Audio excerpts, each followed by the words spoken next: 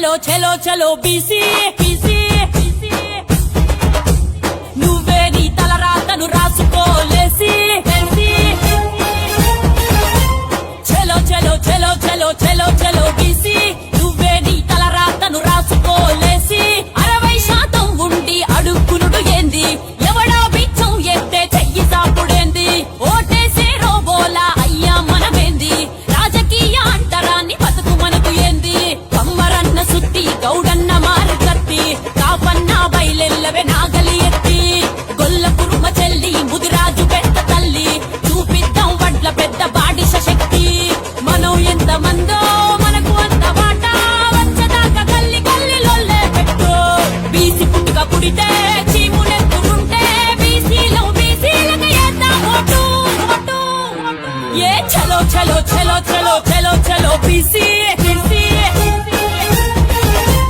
నువ్వే నీ తలరాతను రాసుకోలేసి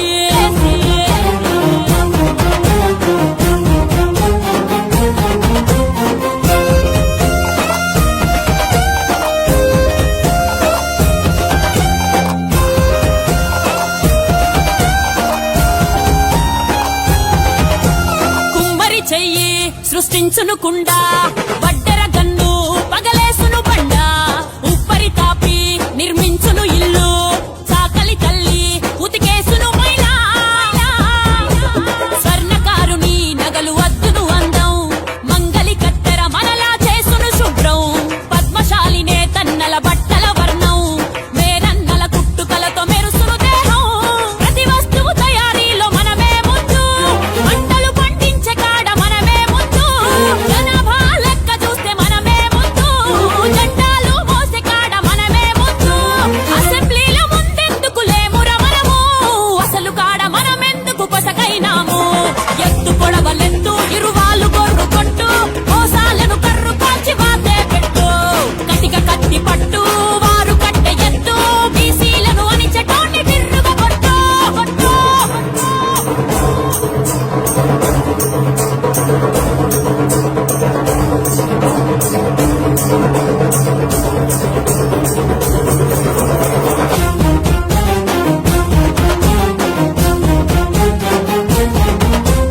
పుట్టుక కాడ మనమే ఉంటాం పురుడే పోసే మంత్రసానులం రోగం నొప్పి బాధ ఏమొచ్చినా మందులు ఇచ్చే మందులలో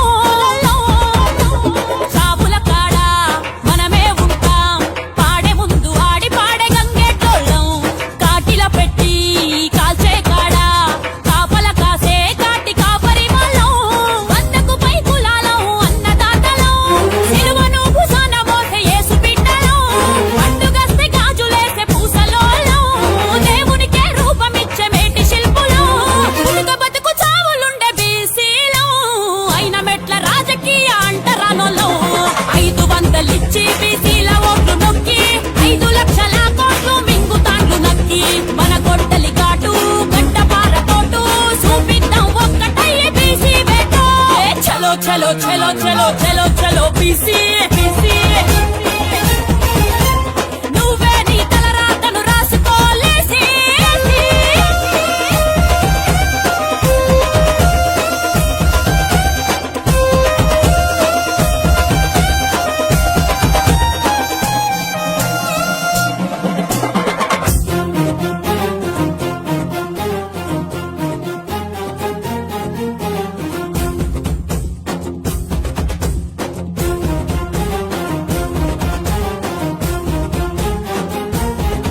ఏ చలో చలో చలో చలో చలో చలో బీసీ బీసీ నువ్వే నీ తలరాతను రాసుకోలేసి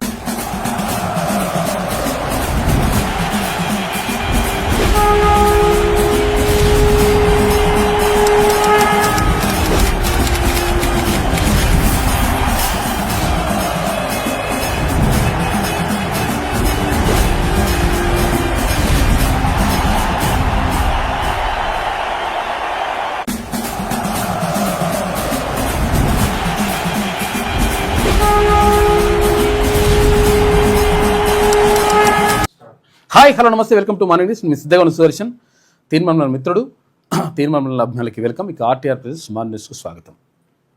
ఇవాళ రైతు భరోసా కార్యక్రమం అక్కడ ఉమ్మడి ఖమ్మం జిల్లాలో ఉంటే దాన్ని ఇవాళ ఇక్కడ శిల్పారామం హైదరాబాద్కు తరలించిండ్రు.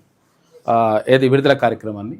సరే, విడుదల అయ్యే కార్యక్రమం ఎట్లున్నా కానీ ఇవాళ 2 ఎకరాల దాకా 2 ఎకరాలు 3 ఎకరాల దాకానో మొత్తం మీద 2 ఎకరాల వరకు ఇవాళ రైతు భరోసా మీ అకౌంట్లలో పడుతుందంట. 2 ఎకరాల దాకా బాగానే ఉన్నది, 3 ఎకరాలు 5 ఎకరాలు 10 ఎకరాలు 15 ఎకరాల దాకా బాగానే ఉన్నది. కానీ 50 ఎకరాలు 100 ఎకరాలు 200 ఎకరాల సంగతి ఏంది అంటే వాళ్ళకు పైసలు తక్కువ అవుతున్నాయి. పెద్ద బడా భూస్వాములకు ఇవ్వకపోతే మళ్ళీ నష్టం అవుతుందని చెప్పేసి అదొక కార్యక్రమం నడుస్తున్నట్టుంది. మరి ప్రభుత్వం ఎందుకు అంటే మా దగ్గర పైసలు లేవు ఖజానాలో పైసలు లేవు, చాలా ఆగమాగం ఉన్నది, అప్పులు తీసుకురావాలి, అక్కడ ఆర్బీఐ ఈయనంటుంది, ఇక్కడేమో కేంద్ర ప్రభుత్వం ఈయనిస్తలేదు, తర్వాత ఈయన ఎట్లా చేస్తారు వాళ్ళు ఇట్లా చేస్తారు అని చెప్పేసి రకరకాలు చెప్తారు మంచిగానే ఉన్నదిగా. మరి ఇప్పుడు పరిస్థితి ఏంది? ఎక్కువ ఇస్తున్నారు అన్నట్ట. 100 ఎకరాలు 200 ఎకరాలు 500 ఎకరాలు 1000 ఎకరాలు ఎన్నున్నా సరే మీ అకౌంట్లో పడతాయి. ఇది కార్యక్రమం నడుస్తూ ఉంది. మరి దాని మీద ఇంకా ఇంతవరకు ప్రభుత్వం ఏం మాట్లాడతలేదు. ఎందుకంటే వాళ్ళు ఏమైనా బాధపడతారు అనుకుంటుండేమో తెలియదు. ఇంకా అది పక్కకు పెడితే జూలై 5న భువనగిరిలో రాజ్యాధికార సమరభేరి సభ జరగనుంది. తెలంగాణ రాజ్యాధికార పార్టీ వ్యవస్థాపక అధ్యక్షుడు ఎమ్మెల్సీ తీన్మార్ మల్లన్న ఆధ్వర్యంలో ఈ కార్యక్రమం జరుగుతూ ఉంది. 1,00,000 మందే లక్ష్యంగా బీసీ ఎస్సీ ఎస్టీ మైనార్టీలందరూ కూడా కలిసి రావాలి. ఎందుకంటే వీళ్ళందరూ కలిసి బిగ్ క్లాస్ అంటే చాలామందికి డౌట్ ఉంటుంది, అసలు బీసీలు అంటే అందరు బీసీలే రావాలన్నా అంటే బీసీలలో అందరూ ఉన్నారు, బిగ్ క్లాస్ వీళ్ళు. ఎస్సీ ఎస్టీ బీసీ మైనార్టీలందరూ కలిస్తే బిగ్ క్లాస్. ఈ బిగ్ క్లాస్ అందరూ కూడా తరలి రావాలి. మన కోసం, మన వాటా కోసం, మన హక్కుల కోసం, మనకు రావాల్సినటువంటి నిధుల కోసం మాట్లాడుకోవాలి. నిధులు లేవా, మన దగ్గర ఏం లేవు, మన దగ్గర అన్నీ ఉన్నాయి కదా అని కూడా కొంతమంది అంటుంటారు. మనోళ్ళే తెలియక కొంతమంది పాపం మ్యాక్సిమం చైతన్యం అయిపోయినరు. పబ్లిక్ అంతా కూడా ఎస్ మేమెంతో మాకు అంత వాటా రావాల్సిందే, 100% మాకు ఇంతవరకు అన్యాయం జరిగింది, మా ఓటు మేము వేసుకుంటాం అనేటువంటి సోయి వచ్చింది. కాకపోతే కొంతమంది ఇంకా వాళ్ళు నిధులలోనే ఉన్నారు. ఆ నిధులలో ఉన్న వాళ్ళకు తీన్మార్ మల్లన్న గతంలో మండలిలో ఏం మాట్లాడిండో చూస్తే వాళ్ళకు కూడా ఒక క్లారిటీ వచ్చేస్తుంది. బసవతారకం హాస్పిటల్ మాది కాదు, బీసీలకు. కామినేని మాది కాదు, ఇమేజ్ మాది కాదు, ఎన్ఆర్ఐ మాది కాదు, ఉషాముల్లపుడి కాదు, కిమ్స్ కాదు, అపోలో కాదు, సిగ్మా కాదు, మహావీర్ కాదు, సన్షైన్ కాదు, యశోద కాదు, కేర్ హాస్పిటల్ కూడా మాది కాదు సార్. ఓన్లీ గాంధీ దవాఖానా, ఉస్మానియా మాయి. అధ్యక్ష, విద్యా సంస్థల అధ్యక్ష, శ్రీ చైతన్య, వికాసు, విజ్ఞాను, గీతము, నలంద, గౌతమ్, భాష్యం, సిద్ధార్థ, నారాయణ, మల్లారెడ్డి. ఏ విద్యా సంస్థ మాది కాదు సార్. మా చేతుల్లో ఒక విద్యా సంస్థ కూడా. న్యూస్ పేపర్ సార్, ఈనాడు మాది కాదు, ఆంధ్రజ్యోతి కమ్మ, సాక్షి రెడ్డి, ఆంధ్రభూమి రెడ్డి, దక్కన్ క్రానికల్ రెడ్డి, నమస్తే తెలంగాణ వెలమ, ఆంధ్రప్రభ వైశ్య, వార్త వైశ్య, ఇట్లా ఇవి ఛానళ్ల లెక్క. ఛానల్ ఇప్పుడే చెప్పిన ఛానళ్ల లెక్క చూసారు కదా. విద్యా సంస్థలు మనవి కావు. తర్వాత అక్కడ ఏది కూడా మన చేతిలో లేదు. ఎవరి చేతిలో ఉందంటే పలానా వాళ్ళ చేతిలో ఉన్నది. మరి పలానా వాళ్ళ చేతిలో ఉన్న తర్వాత నీకెందుకు లాభం జరుగుతుంది, నువ్వెందుకు మంచిగా అభివృద్ధి అవుతావు, నువ్వెందుకు మంచిగా అవుతావు. ఇదే కాదు, ఇంకో కథ కూడా. ఇది చాలా బాధ అనిపిస్తుంది. ఏ రంగాల్లో బీసీలు లేరు అనేది ఒకసారి నేను తీస్తే అధ్యక్ష, వ్యవసాయ భూమిలో తగిన వాటా లేదు బీసీలు, పరిశ్రమల్లో వాటా లేదు, 98% అగ్రకులాల చేతుల్లో ఉన్నాయి, ఖనిజ వనరులైన గనుల్లో వాటా లేదు, ఎగుమతులు దిగుమతుల వాణిజ్యంలో వాటా లేదు, రోడ్లు, భవనాలు, కాల్వలు, ప్రాజెక్టుల కాంట్రాక్టులన్నీ వాళ్ళ చేతుల్లోనే, ప్రభుత్వ లైసెన్సుల్లో వాటా లేదు, లాభదాయక వ్యాపారాల్లో వాటా లేదు, ప్రైవేట్ సెక్టార్ లో వాటా లేదు, డిఫెన్స్ రంగంలో వాటా లేదు, సైన్స్ అండ్ టెక్నాలజీలో మన వినియోగం లేనే లేదు, హైకోర్టు సుప్రీంకోర్టు న్యాయమూర్తులు మనోళ్ళు లేనే లేరు, అతి తక్కువగా నిర్ణయాలు జమైనాలు కూడా ఔషధ తయారీలో వాటా లేదు, సెల్ ఫోన్ నెట్వర్క్ లో వాటా లేదు, టెలివిజన్ ఛానల్స్ లో లేదు, కెమికల్ ప్లాంట్లలో లేదు, విద్యుత్ రంగంలో లేదు, స్పెషల్ ఎకనామిక్ జోన్ లో లేదు, సిమెంట్ రంగంలో లేదు, సినిమా రంగంలో లేదు, నిర్మాతలు, హీరోలు అన్ని వాళ్ళే, ప్రైవేట్ స్కూళ్లు, కాలేజీల్లో వాటా లేదు, ప్రైవేట్ ఇంజనీరింగ్ కళాశాలలో వాటా లేదు, ప్రైవేట్ మెడికల్ కళాశాలలో వాటా లేదు, వస్త్ర పరిశ్రమలో లేదు, కేబుల్ నెట్వర్క్లు లేదు, హోటల్, రెస్టారెంట్, షాప్స్ ఏడ కూడా వాటా లేదు, బ్యాంకింగ్ రంగంలో మొత్తమే లేదు, పత్రికా రంగం పూర్తిగా వారి చేతుల్లో ఉంది, ఎలక్ట్రానిక్ మీడియా రంగం పూర్తిగా వాళ్ళ గుప్పిట్లోనే ఉంది, ట్రాన్స్పోర్ట్ రంగంలో మన వాటా లేదు, ప్రైవేట్ విమానయాన రంగంలో లేదు, బ్యాంకుల నుండి అత్యధికంగా లోన్లు పొందేది వాళ్ళే, వేల కోట్ల రూపాయల బ్యాంకుల రుణాలు మాఫీ జరిగేది వారికే. ఇట్లా ఒక్కటి కాదు అధ్యక్ష, 60 డిపార్ట్మెంట్లు ఇట్లా ఉన్నాయి అధ్యక్ష, ఇవి చూస్తా ఉంటాయి. ఇంకా అంతేకాదు అధ్యక్ష, పోనీ మరి మా వాళ్ళు ఏం చేయాలి, బీసీలు ఏం చేయాలంటే ఐపీఎల్ కాడ టికెట్ కొనుగోలు చేసే శక్తి రావాలి వాళ్ళకి. సినిమా థియేటర్ల కాడ టికెట్లు కొనుక్కునే లోపు ధర పెంచుకుంటారు కదా, దాన్ని ఏం షో అంటారు, బెనిఫిట్ షో. ఆడ పెంచిన టికెట్ కొనుగోలు శక్తి మా బీసీలకు రావాలంటారు అధ్యక్ష. సినిమా రంగం ఒకసారి చూద్దాం అధ్యక్ష. దగ్గుపాటి సురేష్ బాబు, రామారావు, శ్రీధర్ బాబు, గోపీనాథ్, వెంకటరమణ, అనిల్ కుమార్, చౌదరి, నిరంజన్ బాబు, గోపాల్ రెడ్డి, తిరుపతి రెడ్డి, జగదీష్ రెడ్డి, సుధాకర్ రెడ్డి, గోపాల్ రెడ్డి, గోపాలకృష్ణారెడ్డి, గనిరెడ్డి, సునీల్ కుమార్ రెడ్డి, ఉమాపతి రెడ్డి, భాస్కర్ రెడ్డి, చౌదరి, లైలా చౌదరి, వీరే చౌదరి, రవిప్రకాష్, సీతారామరావు, వీళ్ళంతా వీళ్ళు సార్, వీళ్ళు ప్రొడ్యూసర్లు, సినిమా ప్రొడ్యూసర్. ఒక్క బీసీ లేడు సార్. చూసారు కదా, ఏ రంగంలో మన వాళ్ళు ఉన్నారు, ఏ రంగంలో లేరు అనుకుంటే ఏ రంగంలో కూడా కనిపిస్తలేదు లెక్క. కనిపిస్తలేదు కారణం ఏంటి అంటే, ఇక్కడ అధికారంలో ఉంటే ఆటోమేటిక్గా మన వాళ్ళకు అవకాశాలు ఇస్తారు, మన వాళ్ళకు ఇట్లా ఏమంటారు ఏది ఎదగడానికి అవకాశాలు కల్పిస్తారు, కల్పించేటువంటి అవకాశం ఉంటుంది అక్కడ. కాబట్టి మరి ఎక్కడ ఉన్నాం మనం అంటే, ఓట్లు మనం వేస్తున్నాం, సీట్లు వాళ్ళే అవుతున్నాయి. ఇంకెట్లుంటుంది, ఇంకా లెక్క ఎట్లా సెట్ అవుతుంది? ఇప్పుడు మన చేతుల్నే ఓటు ఉంది, మరి మన చేతుల్నే సీటు కూడా ఉన్నది. కాకపోతే ఏంటంటే టికెట్లు వాళ్ళ చేతులు ఉన్నాయి కదా, అందుకనే తీర్మానం వల్ల పార్టీ పెట్టిండు. టికెట్లు బీఫామ్లు ఇచ్చేది మీరు ఎందుకు ఇస్తారు, మేమే ఇస్తాం బీఫామ్లు కావాలంటే మీ వాటా ప్రకారం మీకు కూడా ఇస్తాం టికెట్లు కావాలంటే అని చెప్తున్నట్టు తీర్మానం వలన. కాబట్టి విషయం ఏంటంటే, ఇప్పుడు అన్ని వాళ్ళ చేతిలో పెట్టి అన్ని వాళ్ళ చేతులు వాళ్ళకి అప్పగించేసి తర్వాత నీకు వాటా కావాలి, అది కావాలి, ఇది కావాలి, నాకు ఆ పథకం కావాలి, నాకు ఈ బంధు కావాలి, నాకు ఇది కావాలని చెప్పేసి కోరితే అడుక్కునే కాడు ఉంటుంది లెక్క. అడుక్కోవడం కాదు, ఇచ్చే కాడు ఉండాలి. మనం ఇచ్చే కాడు ఉండాలంటే ఏం చేయాలి? ఓటు మనది కావాలి, సీటు మనది కావాలి. ఓటు మనదే ఉన్నది ఆటోమేటిక్గా. మెజారిటీ ఓటు 90% ఓట్లు బిగ్ క్లాస్ ఇయే, బీసీలే. మరి సీట్ ఎవరుతుంది? 1000 రూపాయలు, 5000 రూపాయలు, 100 రూపాయలు, అది 500 రూపాయలు ఇట్లా ఇస్తే ఒక కోటరు, ఓ బీర్ సీసా, ఇంత బిర్యానీ మొత్తం ఇచ్చేస్తే మన ఓటును ఖతం చేసేస్తున్నాం. కాబట్టి ఇది పోవాలి. ఇది పోయినప్పుడు 100% ఇవన్నీ కూడా సెట్ అయిపోతాయి. ఇది వాళ్ళదే, అది వాళ్ళదే, అది వాళ్ళదే అని కాకుండా ఇవన్నీ కూడా మనయి. కావాల్సి ఉంటే వాళ్ళకు వాళ్ళ వాటా ప్రకారం వాళ్ళకు కూడా ఇస్తాము అనే కాడి ఉంటుంది లెక్క. అది జరగాలంటే ఏం కావాలి? మన ఓటు మనం వేసుకునేటువంటి సోయి రావాలి, మన గురించి మనం ఆలోచించుకునేటువంటి పరిస్థితి ఉండాలి. అప్పుడు ఆటోమేటిక్గా సెట్ అయిపోతుంది లెక్క. ఇక చూడండి, అంటే వివక్ష ఎట్లుంటుంది అసలు. యాక్చువల్గా చట్టాలు చేసేటప్పుడు కూడా చట్టాలు కొంతమందికి చుట్టాలు అవుతాయి. Professor Kasim, Osmania university professor, ఇప్పుడు ఆర్ట్స్ కాలేజ్ ప్రిన్సిపల్ ఆయన మాట్లాడుతుంది. ఒక్క నిమిషం. రెండవది, ఆదాయ పరిమితి 8 లక్షలు ఏమిటండి? ఎస్సీలకి 150,000, ఎస్టీలకి 150,000, బీసీలకి 150,000. మరి వీళ్ళకి ఎందుకు 8 లక్షలు పెట్టలేదు? చూసారు కదా, ఎస్సీ ఎస్టీ బీసీలకి ఏమో 150,000 రూపాయల ఆదాయ పరిమితి.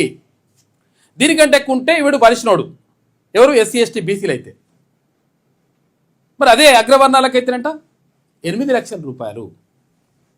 అంటే ఒకటే మనిషి, ఒకటే దేశం, ఒకటే పరిస్థితి అంట. పరిస్థితులంతా కూడా సేమ్ ఉన్నప్పుడు, అందరికీ ఒకటే న్యాయం అయినప్పుడు ఓసీలకు ఎందుకు 8 లక్షల రూపాయల ఆదాయ పరిమితి ఉంటుంది?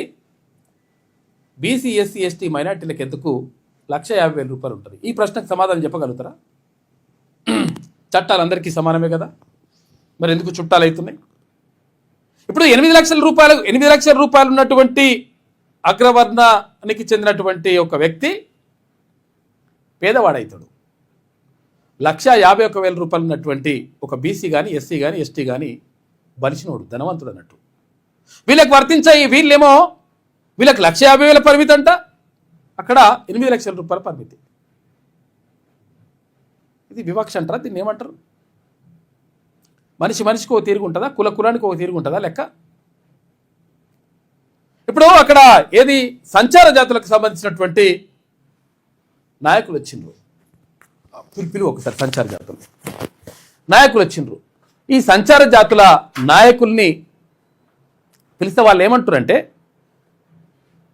చాలా కులాలు సంచార జాతులుగా ఉన్నాయి. అంటే వాళ్ళు ఒక దగ్గర జీవనం కాకుండా ఇక్కడ సమాజం అంతా తిరుగుతూ మైకి తిరుగుతూ తర్వాత వాళ్ళ జీవనాన్ని కొనసాగిస్తారు. ఆ సంచార జాతుల బిడ్డలకు సంబంధించి కనీసం ఏది క్యాస్ట్ సర్టిఫికెట్ ఇర్రా నాయన అంటే క్యాస్ట్ సర్టిఫికెట్కి ఇళ్లకు ఎంఆర్ఓ ఇయ్యొద్దంట. ఎవరు ఇవ్వాలి? ఆర్డీఓ ఇవ్వాలి. ఆర్డీఓ ఇవ్వాలంటే ఆర్డీఓ దగ్గరకు పోతే ఆర్డీఓకి తెలియదు ఈ ఊర్లో ఏం జరుగుతుంది, ఈ పరిస్థితి ఏంది అని, ఏ కులము ఏం కథ, నిజంగా అవునా కాదా, ఈ విషయాలన్నీ తెలియదు. ఎవరు ఇవ్వాలి? యాక్చువల్గా మండలంలో ఉన్నటువంటి ఎంఆర్ఓ ఇవ్వాలి. ఎంఆర్ఓ నాకు తెలియదు, నాకు సంబంధం లేదు అంటున్నాడు. అంటుంటే వీళ్ళు క్యాస్ట్ సర్టిఫికేట్ తీసుకోవాలనుకుంటా కూడా. ఇప్పుడు చిన్న ఎగ్జాంపుల్ చూడండి. ఇప్పుడు ఈడబ్ల్యూఎస్ సర్టిఫికేట్ ఉన్నది కదా, ఈడబ్ల్యూఎస్కి ఏ క్యాస్ట్ అడగరు, వాళ్ళ క్యాస్ట్ సర్టిఫికేటే ఉండదు. ఇప్పుడు ఏమంటారు, ఒక రెడ్డికి కానీ వెలమకు కానీ లేకపోతే కమ్మకు కానీ ఈడబ్ల్యూఎస్ సర్టిఫికేట్ మీద వాళ్ళు రిజర్వేషన్ పొందుతారు అనుకుంటాం కదా. మరి ఏ క్యాస్ట్ సర్టిఫికేట్ అడుగుతారంటే ఏ క్యాస్ట్ సర్టిఫికేట్ అవసరం లేదంట. వాళ్ళు జస్ట్ అట్లా అంటే ఓకే అంటే వాళ్ళు ఈడబ్ల్యూఎస్ అయిపోతారు.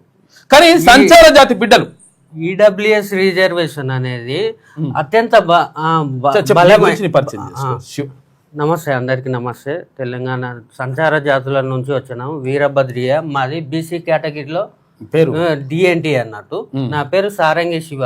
వీరభద్రియ అంటే డీనోటిఫైడ్ ట్రైబ్స్.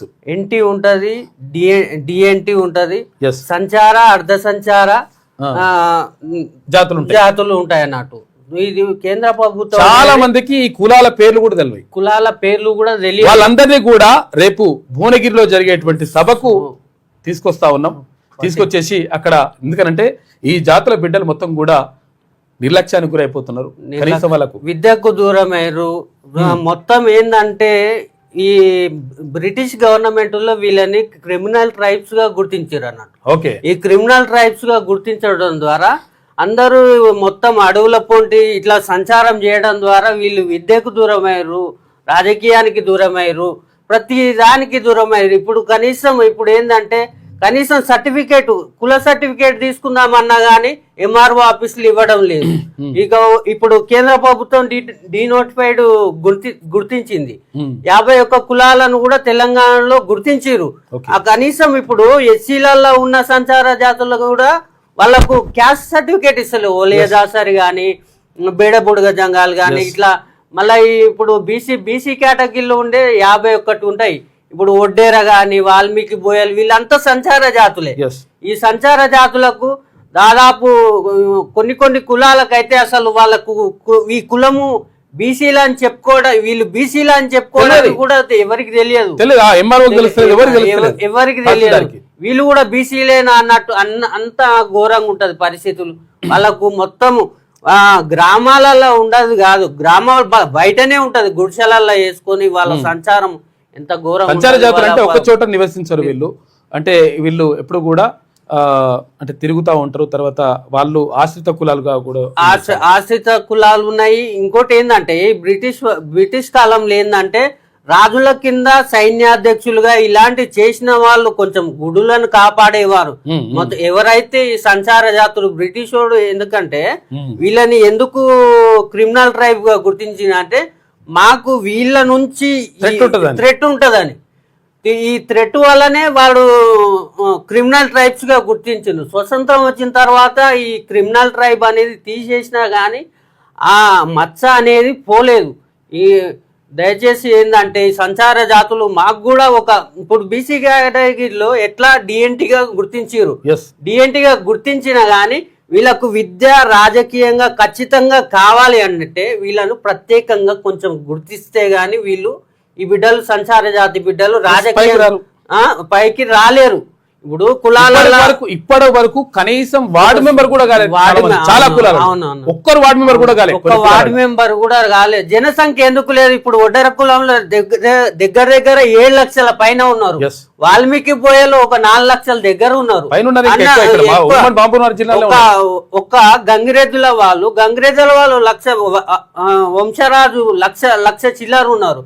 జనసంఖ్య ఇప్పుడు వెలుమోళ్ళు 1 లక్ష చిల్లర ఉన్న వాళ్ళే 14-15 మంది ఎమ్మెల్యేలు, ఎంపీలు, ముఖ్యమంత్రులు అయ్యారు. మా సంచార జాతి బిడ్డలు కనీసం ఒక వార్డు మెంబర్ కాలేకపోతున్నారు. మా పరిస్థితిని గుర్తించండి. అందరికి దయచేసి రాజకీయ నాయకులు, కేంద్ర ప్రభుత్వం కానీ రాష్ట్ర ప్రభుత్వాలు కానీ మా పరిస్థితిని అర్థం చేసుకోండి. ఇది అర్థం చేసుకొని మేము కూడా ఏంటంటే తిన్మార్ మల్లన్న గారి అన్నగారి దగ్గర 6-7 సంవత్సరాల నుంచి టీమ్గా పనిచేసి వచ్చినాం. మేము సంచార జాతి బిడ్డలమైనా కానీ నేను వీరభద్రియ వీరభద్రియ 6-7 ఏళ్ళ నుంచి చేసినాము. మేము కూడా చాలా మంది ఎస్సీ దగ్గర కోమటూళ్ళ దగ్గర ఆశ్రిత కులం అన్నట్టు. మాది ఏంటంటే వీరభద్రుడు మా టెంపుల్స్ ఉంటాయి కదా శైవ కులాలు, ఈ శైవ టెంపుల్స్ ఎక్కడైతే ఉంటాయో వీరభద్రునికి ఆ టెంపుల్ కాపాడే హోదా ఉండేది. అప్పట్లో కాకతీయ కాలంలో సైన్య అధ్యక్షుల్లో చేసిరండి వీరభద్రులు. ఎవరైతే ఇలాంటి వాళ్ళు ఉన్నారో మాకు క్రిమినల్ ట్రైబ్ గా గుర్తించి ముద్ర వేసింది అన్నట్టు.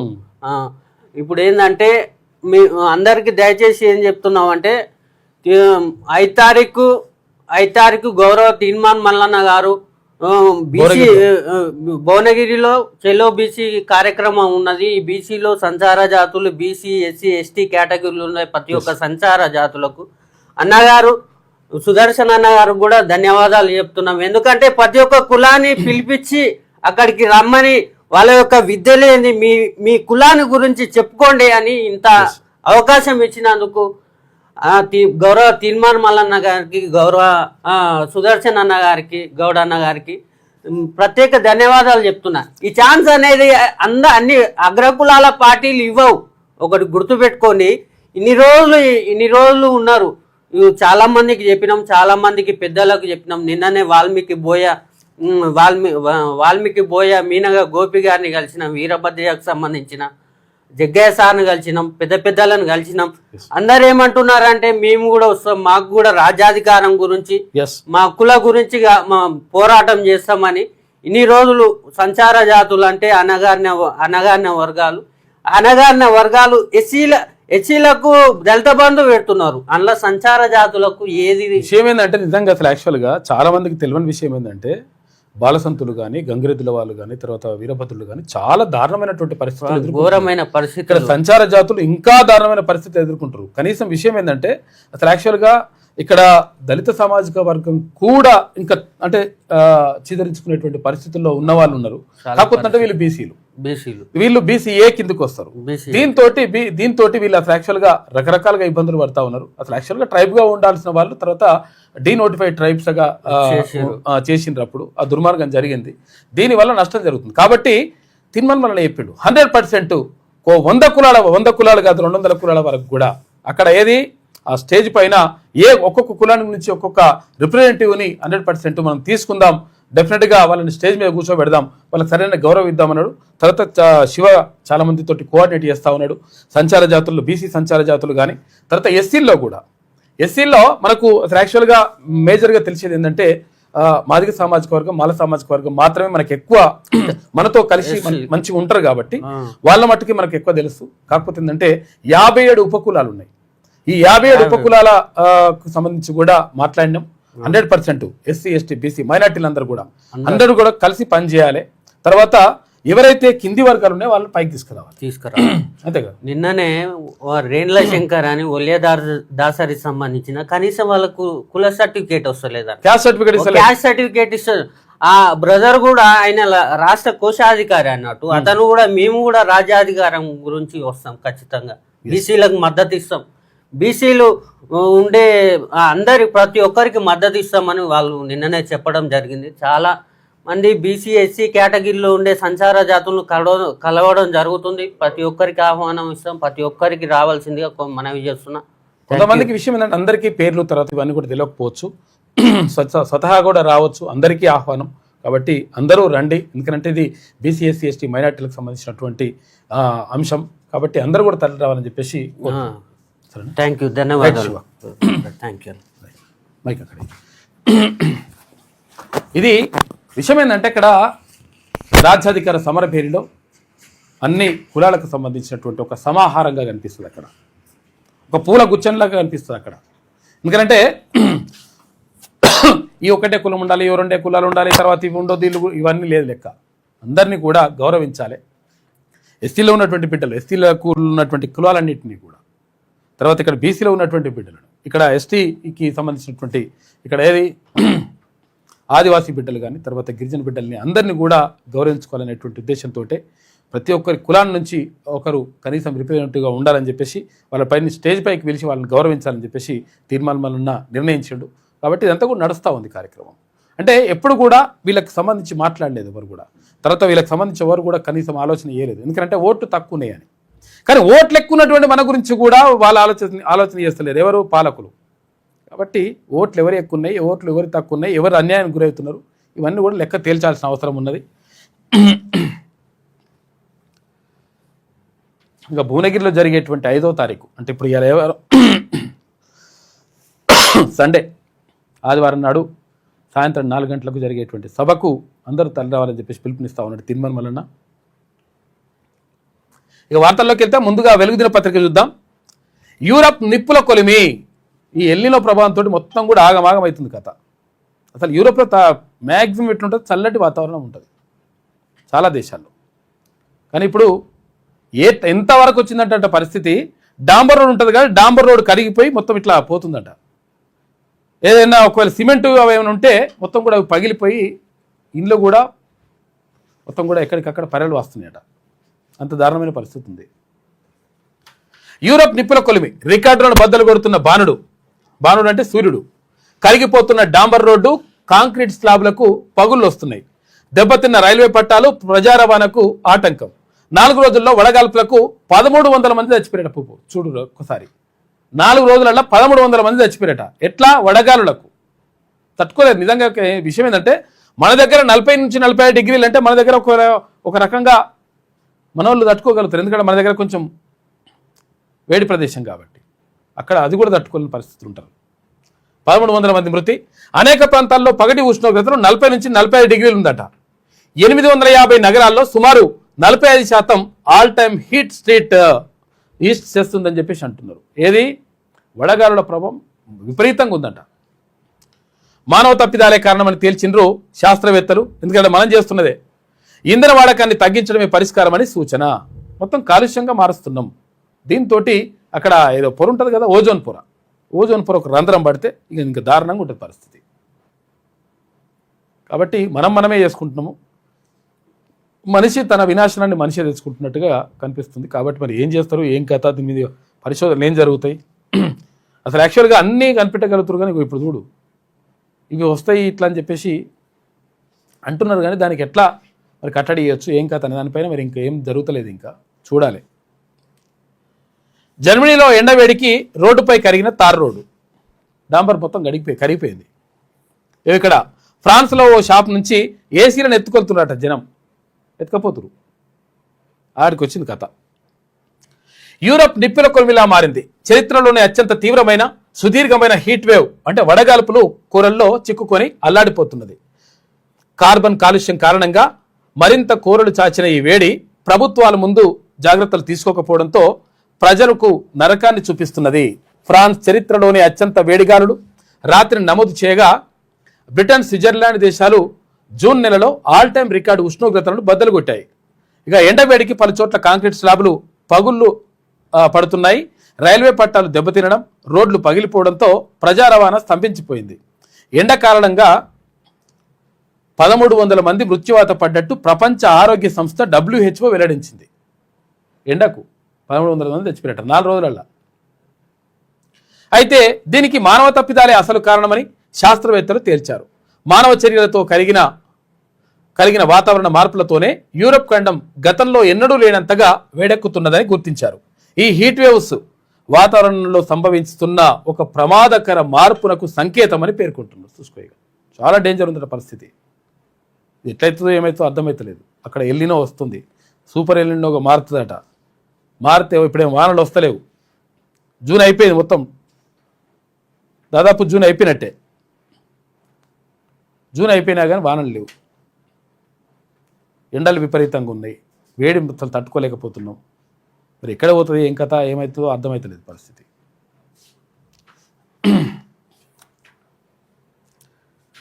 ఇక కొంచెం తేడా ఉన్నా నో సార్ అంట.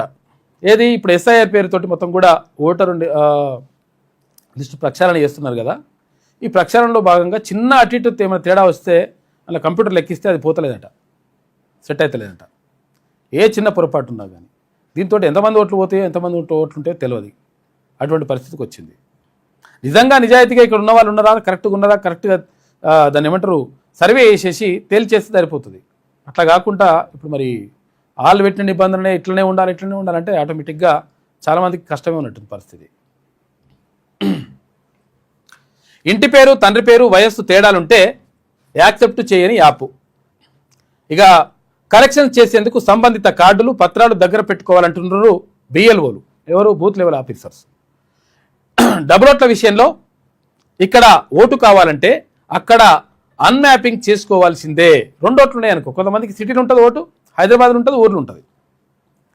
ఇట్లుంటే ఏంటన్నా ఒక దగ్గరనే ఓటు ఉంచుకోవాలి, ఒకటి అన్మ్యాపింగ్ చేసుకుంటేనే లెక్క, లేకపోతే ఆ 2 ఓట్లు వీక్తాయి. కాబట్టి మరి ఏం చేస్తారో చూడాలి. ఇది ఎన్యూమరేషన్ ఫామ్లో నింపడంలో తిప్పలు. చాలామంది బిఎల్ఓలకు అవగాహన లేక ఇబ్బందులు పడుతుంటారు. వాళ్ళకి ఏం అవగాహన లేదు. ఇంగ్లీష్ ఇప్పుడు హైదరాబాద్లో ఇంగ్లీష్లో ఇస్తున్నట్టు ఫామ్లు, ఆ ఇంగ్లీష్ రాకపోతే అదో పరిశాన్. ఇప్పుడు అందరూ ఇంగ్లీష్ వచ్చిన వాళ్ళే ఉండాలని రూల్ లేదు కదా. కొంతమందికి వచ్చి ఉండొచ్చు, ఎక్కువ మందికి వచ్చి ఉండొచ్చు హైదరాబాద్లో. కాకపోతే ఏంటంటే అందరికీ రావాలని రూల్ లేదు కదా. మరి ఎట్లా పరిస్థితి ఏంది? రాష్ట్ర వ్యాప్తంగా సాగుతున్న స్పెషల్ ఇంటెన్సివ్ రివిజన్ అంటే సర్ ప్రక్రియ ప్రస్తుతం క్షేత్రస్థాయిలో తీవ్ర గందరగోళానికి దారితీస్తోంది. బూత్ లెవెల్ అధికారులు, బిఎల్ఓలు ప్రతి ఇంటికి వెళ్లి మాన్యువల్గా సేకరించిన ఎమ్యూనరేషన్ డేటాను జిఐఎస్ కోఆర్డినేట్స్తో సహా బిఎల్ఓ యాప్లో డిజిటలైజ్ చేయాల్సి ఉంది. అయితే ఈ ప్రక్రియలో 2002 నాటి పాత ఓటర్ల బేస్ డేటాతో ప్రస్తుత రికార్డును మ్యాపింగ్ చేయడం, సర్వర్ డౌన్ కావడం, ఓటీపీలు రాకపోవడం లాంటి సాంకేతిక లోపాల వల్ల రాష్ట్ర వ్యాప్తంగా ఆధార్, ఇతర వివరాల్లో ఉన్న పేర్లు, ఇంటి పేర్లు, పుట్టిన తేదీ, ఓటరు డేటాతో మ్యాచ్ కాకపోతే యాక్సెప్ట్ చేయడం లేదు. ఇదిగాక రాష్ట్రంలో ఇప్పటికే 89 లక్షలకు పైగా ఓటర్ల డేటాలో తప్పులు ఉన్నట్లు, వాటిని అనానమస్ ఓటర్లుగా ఈసీ గుర్తించిందట. 80 లక్షల పైగా ఓటర్ల డేటాలో తప్పులు ఉన్నాయంట. 89 లక్షలు మామూలుగా ఉన్నాయి కథ, ఓ పావు వంతనట్టు రాష్ట్రంలో. సోమవారం నాటికి రాష్ట్ర వ్యాప్తంగా 1.73 కోట్ల ఎన్యూమరేషన్ ఫారాలను ఇంటింటికి పంపిణీ చేశారు. 2 రోజుల్లో మిగతా మొత్తం పూర్తి చేయనున్నారు. అందరికీ పత్రాలు ఇచ్చొచ్చిరట. పత్రాలు ఇస్తే మరి వాళ్ళు నింపాలంటే వాళ్ళకి చదువు రావాలి. చదువు వస్తే కూడా సరిపోదు. ఇప్పుడు హైదరాబాద్ అయితే ఇంగ్లీష్ కూడా రావాలి. ఎంతవరకు వస్తుంది, ఏం కథ అవుతుంది, ఏమవుతుందో అర్థమవుతలేదు. ఇంకో విషయం ఏంటంటే ఇప్పుడు కేంద్ర ప్రభుత్వం లెక్కలు జనగణన చేస్తుంది కదా. జనగణనలో కులగణన పెడతాననేది పక్కకు పెట్టింది. మరి తర్వాత కులగణన చేస్తారా చేయరా తెలియదు. కాకపోతే ఏంటంటే జనగణన లెక్కలు 4,35,00,000 వచ్చింది. ఇప్పుడు 4,35,00,000 మంది తెలంగాణలో జనం ఉన్నట్టుగా కేంద్ర ప్రభుత్వం చేసినటువంటి గణాంకాల్లో వెల్లడైంది. జనగణనలో తేలిపోయింది లెక్క. రాష్ట్ర ప్రభుత్వం చేసి ఎంత వచ్చింది? 3,71,00,000. 3,71,00,000 ఏమో రాష్ట్ర ప్రభుత్వం చేసి వస్తే, కేంద్ర ప్రభుత్వం చేస్తే లెక్క చేస్తే 4,35,00,000. దాదాపు 64 లక్షల ఓట్లు తేడా వచ్చింది కథ. ఏది రాష్ట్ర ప్రభుత్వానికి, కేంద్ర ప్రభుత్వానికి. అంటే దాని అర్థమైంది, బీసీల ఓట్లు, బీసీల జనాభాను, బీసీలను తక్కువ చేసి చూపించేటువంటి ప్రయత్నం చేసినటువంటి ఆరోపణలు 1000% ఉన్నాయి. బరాబర్ జరిగింది కూడా అదే. తెలంగాణలో డబుల్ ఇంజన్ సర్కారే మన టార్గెట్ అని చెప్పేసి భారతీయ జనతా పార్టీ జాతీయ అధ్యక్షుడు నితిన్ నబీన్ అంటున్నాడు. సుష్మా స్వరాజ్ కృషితోనే ప్రత్యేక తెలంగాణ రాష్ట్రం అని చెప్పేసి నితిన్ నబీన్ అంటున్నాడు. నిజంగా కూడా సుష్మా స్వరాజ్ కృషితోనే కాకుండా సుష్మా స్వరాజ్ తోడ్పాటు 1000% తెలంగాణ రాష్ట్ర ఏర్పాటుకు ఉపయోగపడ్డది. పార్లమెంట్లో బిల్లు పెట్టినప్పుడు మస్తు కొట్లాడింది. 100% అండగా నిలిచింది సుష్మా స్వరాజ్. మాపు ఇప్పుడు చిన్నమ్మ లేదు కానీ 100% అండగా నిలిచింది సుష్మా స్వరాజ్. ఆ విషయాన్ని ఎట్టి పరిస్థితుల్లో తెలంగాణ సమాజం మర్చిపోవద్దు. ఇక్కడ కాంగ్రెస్ పార్టీ నుంచి సోనియా గాంధీ ఎట్లయితే ఎఫర్ట్ పెట్టిందో, భారతీయ జనతా పార్టీ నుంచి సుష్మా స్వరాజ్ అట్లనే ఎఫర్ట్ పెట్టింది. తెలంగాణ రాష్ట్రం ఏర్పాటు కావాలి, అక్కడ పిల్లలు చచ్చిపోతున్నారు కాబట్టి 100% వీళ్ళ స్వరాష్ట్రం అంటే ప్రత్యేక రాష్ట్రం ఏర్పాటు కావాలని చెప్పేసి కొట్లాడింది సుష్మా స్వరాజ్. కుటుంబ పాలనతో స్వరాష్ట్ర ఆశయాలు నెరవేరలే. కాంగ్రెస్ నేత Rahul Gandhi part time politician. Greater Warangal municipal ఎన్నికలు మనకు సెమీఫైనల్. ఇక్కడ కాషాయ జెండా ఎగిరేయాలని కేడర్కు పిలుపు. వరంగల్ బూత్ అధ్యక్షుల విజయ సంకల్ప సమ్మేళనానికి హాజరయ్యిండు భారతీయ జనతా పార్టీ జాతీయ అధ్యక్షుడు నితిన్ నవీన్. వారితో పాటు కేంద్ర మంత్రులు, తర్వాత ఎంపీలు, అక్కడ భారతీయ జనతా పార్టీ నాయకులందరూ కూడా హాజరైనరు వరంగల్లో జరిగినటువంటి సభకు. విషయం ఏంటంటే ప్రధానంగా ఇక దృష్టి సారిస్తున్నాను అంటున్నారు, కానీ సరైనటువంటి నాయకుడిని ఉంటే ఆటోమేటిక్గా సెట్ అవుతుంది లెక్క. ఆ నాయకుడు లేని పరిస్థితి లేదు. తర్వాత బీసీలకు అవకాశాలు దక్కుతాయి అని చెప్పేసి గతంలో చెప్పిండ్రు. ఇక్కడ బీసీలకు అవకాశాలు దక్కేటట్టు కనిపిస్తలేదు. మళ్ళీ వాళ్ళే చేసుకుంటారు లెక్క. ఆలయాలకు కొత్త కళ.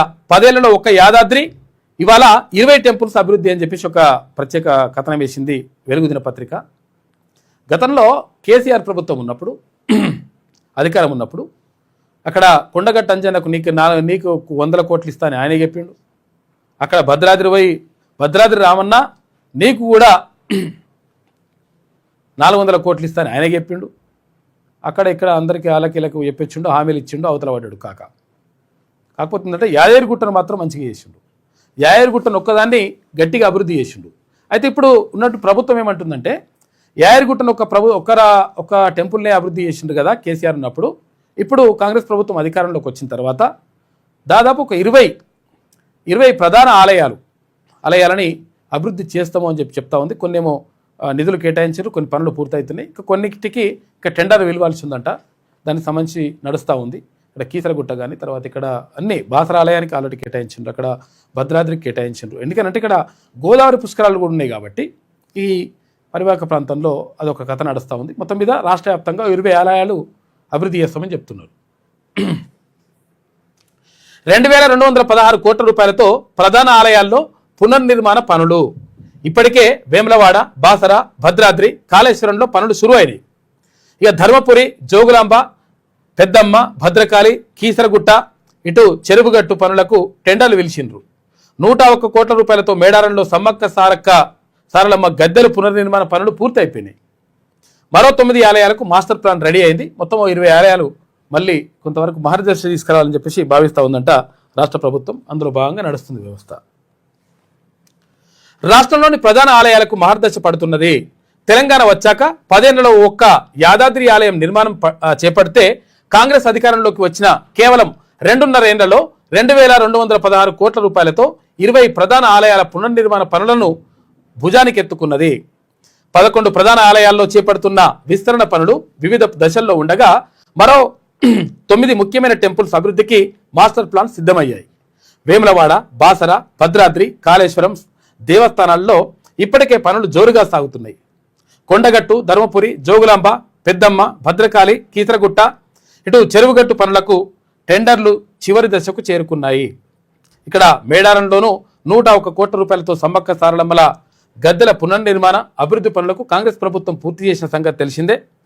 వేములవాడ సహా దశాబ్దాలుగా అభివృద్ధికి దూరంగా ఉన్న ఆలయాల్లో విస్తరణ పనులు జోరుగా సాగుతుండడంపై భక్తుల్లో హర్షం వ్యక్తమవుతోంది. ఆధ్యాత్మిక వైభవం దిశగా రాష్ట్రంలో ఆధ్యాత్మిక వైభవానికి ప్రభుత్వం నడుం బిగించింది. ప్రముఖ దేవాలయాలను ఆధ్యాత్మిక పర్యాటక కేంద్రాలుగా అభివృద్ధి చేసే లక్ష్యంతో పునర్నిర్మాణ పనులను శరవేగంగా చేపడుతున్నది.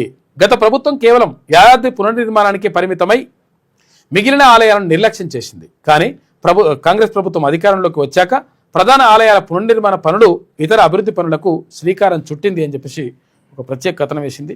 వేగంగా కొనసాగుతున్న వేములవాడ ఆలయ పునరుద్ధరణ పనులు అని చెప్పేసి ఇక్కడ చూసుకోవచ్చు. మనము కొంతవరకు నడుస్తున్నాయి. గుళ్ళకు సంబంధించి అయితే నడుస్తూ ఉంది. ఇక నేటి నుంచి రైతు భరోసా.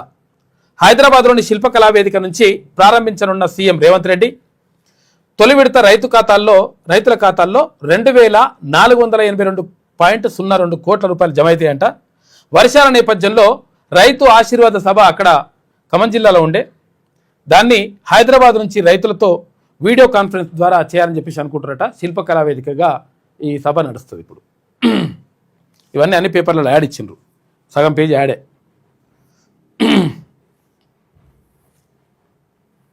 అయితే విషయం ఏంటంటే అసలు యాక్చువల్గా ఇక్కడ ఏది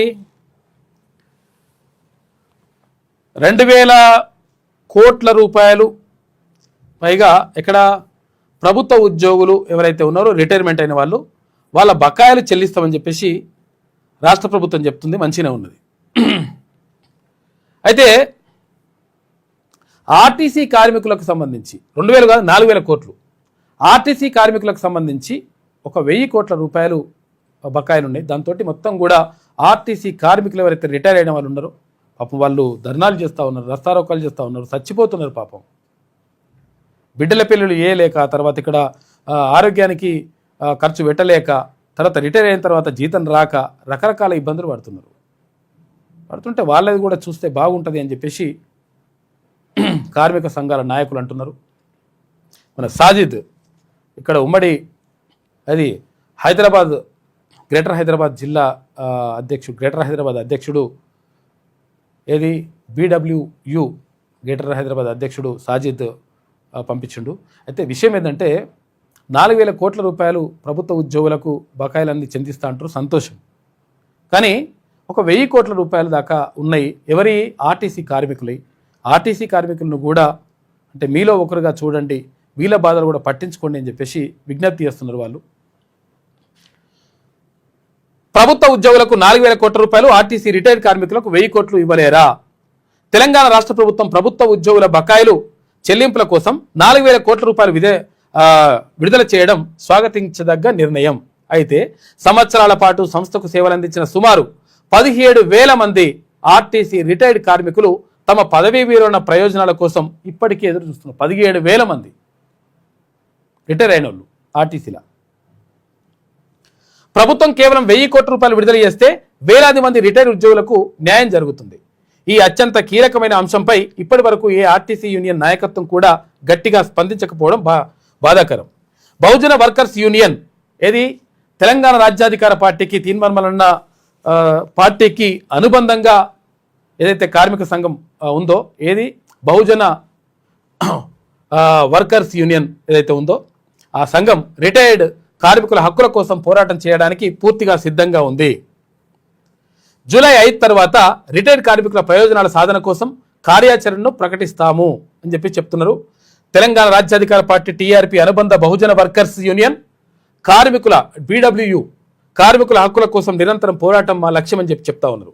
ఇట్లు సాజిద్ మహమ్మద్ రాష్ట్ర అధ్యక్షులు BWU, సుద్దాల సురేష్ రాష్ట్ర ప్రధాన కార్యదర్శి, ఇప్పుడు రాష్ట్ర అధ్యక్షుడు సాజిద్ చెప్తా ఉన్నాడు. కాబట్టి మేము 100% వాళ్ళకి అండగా ఉంటాం ఆర్టీసీ కార్మికులకు అని చెప్తున్నారు. ఇక టోటల్ 2017 నుంచి ఇప్పటి వరకు దాదాపు 17,000 మంది ఆర్టీసీ కార్మికులు రిటైర్ అయ్యిండ్రు. వాళ్లకు రిటైర్ బెనిఫిట్స్లు రాకుండానే 357 మంది చచ్చిపోయి పాపం ఏం రాకుండానే. ప్రభుత్వం 830 కోట్ల రూపాయలు విడుదల చేస్తే రిటైర్ వాళ్ళ అందరికీ సెటిల్మెంట్ చేయొచ్చు, వాళ్ళని మొత్తం కూడా కాపాడొచ్చు. ఇది చేసినారు మంచిగానే ఉంది, కాకపోతే అంటే మా ఆర్టీసీ వాళ్ళది కూడా చేస్తే బాగుంటుంది అని చెప్పేసి సాజిద్ అంటా ఉన్నాడు BWU రాష్ట్ర అధ్యక్షుడు. కాబట్టి వీళ్ళని కూడా పట్టించుకుంటే మంచిగా ఉంటుంది. ఇది వెలుగులో ఉన్నటువంటి ప్రధాన కథనాలు. అయితే ఒకసారి విజయక్రాంతి చూద్దాం. ఇక మన ర్యాంకర్లు జంప్ అవుతురట. ఎవరు వెబ్సైట్ రాసినటువంటి ఇంజనీరింగ్ చదువుకోవాలనుకున్న పిల్లలు ఉంటారు కదా, మంచి ర్యాంకులు వచ్చిన వాళ్ళు మన రాష్ట్రంలో ఉన్నటువంటి కాలేజీల్లో చేరతలేరట. అక్కడ నేషనల్ వైడ్గా ఉన్నటువంటి అవకాశాలని అందిపుచ్చుకోవడానికి వెళ్తున్నారట. వెబ్సైట్లో టాప్ ర్యాంకులు వచ్చిన IIT తర్వాత NIT పైన ఆసక్తి అంట ఆకర్షిస్తున్న అక్కడి భారీ ప్యాకేజీలు. IIT తర్వాత NITలో చేరితే మధ్యలో క్యాంపస్ ఇంటర్వ్యూస్ లేకపోతే రకరకాలుగా అట్లా అవకాశాలు ఎక్కువ వస్తున్నాయంట. ఈ IIT స్టూడెంట్స్కి తర్వాత NIT స్టూడెంట్స్కి జీతాలు ఎక్కువగా ఉంటున్నాయి అని చెప్పేసి ఉన్నది. ఈ నేపథ్యంలో ఇక్కడ చేరడానికి ఇష్టపడతలేరట పిల్లలు, విద్యార్థుల తల్లిదండ్రులు ఏం చేస్తున్నారట, NITలో IITలో చేరడానికి ప్రయత్నం చేస్తున్నారట. మన టాలెంట్ తరలిపోతున్నది. టాపర్లంతా రాష్ట్రంలోని విద్యా సంస్థల్లో చదివేందుకు ఆసక్తి చూపడం లేదు. మరి ముఖ్యంగా ఇంజనీరింగ్ అభ్యర్థులు TGFSETలో మంచి ర్యాంకులు పొందిన అభ్యర్థుల భవిష్యత్తు ఆలోచనలు వేరుగా ఉన్నాయి. హైదరాబాద్లోని పేరున్న పలు కాలేజీల్లోనూ అడ్మిషన్లు పొందేందుకు వారు సుముఖత చూపడం లేదు. వారంతా ఎన్ఐటి ఐఐటీలతో పాటు పక్క రాష్ట్రాల్లోని ఇతర విద్యా సంస్థలపైనే మనసు పెడుతున్నారు. కోర్సు పూర్తయిన తర్వాత అక్కడ భారీ ప్యాకేజీలతో ప్లేస్మెంట్స్ వస్తుండడంతోనే దీనికి కారణమంట. ఇక టాప్ ర్యాంకర్లు పేరుకే ఎఫ్సెట్ పరీక్ష రాస్తున్నట్టుగా తెలుస్తోంది. ఇక్కడ రాసే ప్రవేశ పరీక్ష కేవలం ఆప్షన్గా ప్రాక్టీస్గా పెట్టుకుంటున్నట్టు తెలుస్తోంది. దీనికంటే ప్రాముఖ్యతను ఐఐటి తర్వాత ఎన్ఐటీలకే ఇస్తున్నారు. ఆయా విద్యా సంస్థల్లో కోర్సు చేస్తే మధ్యలోనే జాబ్స్ వస్తున్నాయి, క్యాంపస్ ఇంటర్వ్యూస్ జరిగి ప్లేస్మెంట్స్ వస్తున్నాయి. అందుకని ఇక్కడ ఉండలేరట. అట్లా అయిపోతుంది కథ. చాలామందికి ప్రవాస భారతీయులకు, అమెరికా వెళ్ళిన ప్రవాస భారతీయులకు నోబెల్ బహుమతులు చాలామందికి వచ్చినాయి.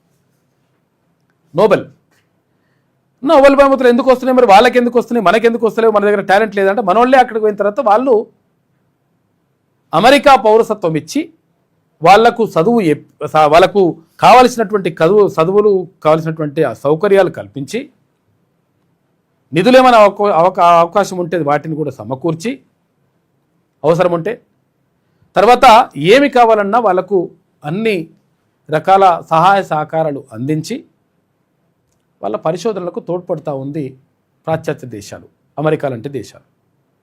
అటువంటి అప్పుడు ఇక్కడ బాగా టాలెంట్ ఉన్నటువంటి వ్యక్తి నోబెల్ బహుమతి ఇక్కడ ఉన్నోడికి కూడా వస్తుంది. కాకపోతే ఏంటంటే వీనికి ప్రభుత్వం నుంచి కానీ సాటి సమాజం నుంచి కానీ తోడ్పాటు కానీ ప్రోత్సాహం కానీ అందకపోతే నిర్లక్ష్యానికి గురైపోతున్నారు.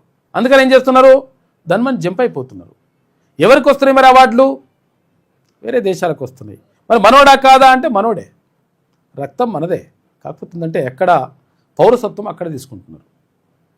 విషయం ఏంటంటే ఇప్పుడు యూనివర్సిటీలో చదువుతున్నటువంటి విద్యార్థులు ఎవరైతే ఉంటారో, ఎవరైతే పరిశోధకులు ఉంటారో, నేను కూడా ఉస్మాన్ యూనివర్సిటీలో పరిశోధకుని, నేను పిహెచ్డి స్కాలర్ని. అయితే తెలంగాణ రాష్ట్రం ఏర్పడ్డ తర్వాత గతంలో ఉమ్మడి ఆంధ్రప్రదేశ్ రాష్ట్రంలో పరిశోధకుల కోసం పిహెచ్డి స్కాలర్స్ కోసం నాన్ నెట్ ఫెలోషిప్ అని చెప్పేసి ఒక 10,000 రూపాయలు, నెలకు 10,000 రూపాయలు నాన్ నెట్ ఫెలోషిప్ గత ప్రభుత్వం కేటాయించేది. దీని ద్వారా ఏమైతుండే? పరిశోధన చేయడానికి వెసులుబాటు లభిస్తుండే. ఎవరికి? పరిశోధకులకు, విద్యార్థులకు. దీంతో పరిశోధనలు కొత్త ఆవిష్కరణలకు అవకాశం ఉంటుంది. అట్లా కాకుండా ఇప్పుడు మొత్తం కూడా బంద్ చేసిండు. కేసీఆర్ ముఖ్యమంత్రి అయిన తర్వాత మొత్తం స్కాలర్షిప్లే బంద్ చేసిండు, ఫెలోషిప్లే బంద్ చేసిండు. ఎవరికి? పిహెచ్డి స్కాలర్స్కి. ఇక పరిశోధన ఎడికలకి జరుగుతాయి, ఏడవుతుంది, ఇక లెక్క ఏడవుతుంది కథ.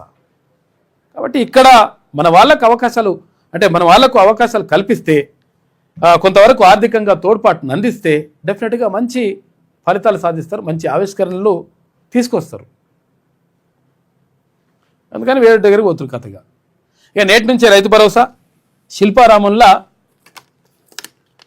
పంపిణీ సదస్సు ఉంటుందంట.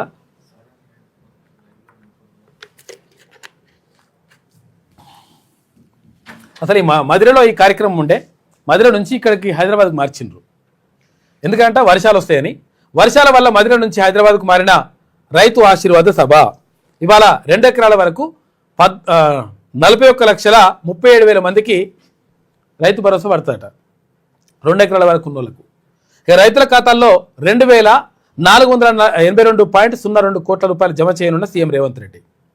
రైతులు, ప్రజాప్రతినిధులు వీక్షించేలా రైతు వేదికల వద్ద డిజిటల్ స్క్రీన్లు ఏర్పాటు చేస్తారట. ఎక్కడిక్కడ ప్రోగ్రామ్ ఉంటుంది కాబట్టి రైతు వేదికలలో డిజిటల్ స్క్రీన్లు పెట్టేసి చూస్తందుకు. ఇక బీహార్లో భరత్ తివారీ ఎన్కౌంటర్పై బ్రాహ్మణుల ఆగ్రహ జ్వాలలు. నకిలీ ఎన్కౌంటర్లో పోలీసుల జవాబుదారీతనంపై తీవ్ర చర్చ జరుగుతుందట. ఎగుమతి కేంద్రంగా రాష్ట్రం. ప్రపంచ స్థాయి బియ్యం ఎగుమతులకు ప్రత్యేక ప్రోత్సాహకాలు. రైతులకు, రైస్ మిల్లర్లకు రెట్టింపు లాభాలు. ప్రపంచ మార్కెట్ లక్ష్యంగా ఫోర్టిఫైడ్ రైస్ ఉత్పత్తులు. ఇక రాష్ట్ర పౌర సరఫరాల శాఖ మంత్రి ఉత్తమ్ కుమార్ రెడ్డి మాట్లాడాడు. బీజేపీ గెలుపు ఖాయం. రాష్ట్రంలో డబుల్ ఇంజన్ సర్కార్. బీజేపీతోనే తెలంగాణ సమగ్రాభివృద్ధి. హామీల అమలులో కాంగ్రెస్ విఫలం. ఇక బీఆర్ఎస్ హయాంలో అరాచకాలు. తెలంగాణ ఏర్పాటులో బీజేపీ సహకారం. Rahul Gandhi part time politician. BJP జాతీయ అధ్యక్షుడు నితిన్ నబీన్ అంటున్నాడు. వరంగల్ భువనగిరిలో పర్యటించిండు. నిన్న వరంగల్లో సభ పెట్టిండు. ఆ సభలో మాట్లాడిండు. బాగానే పబ్లిక్ కూడా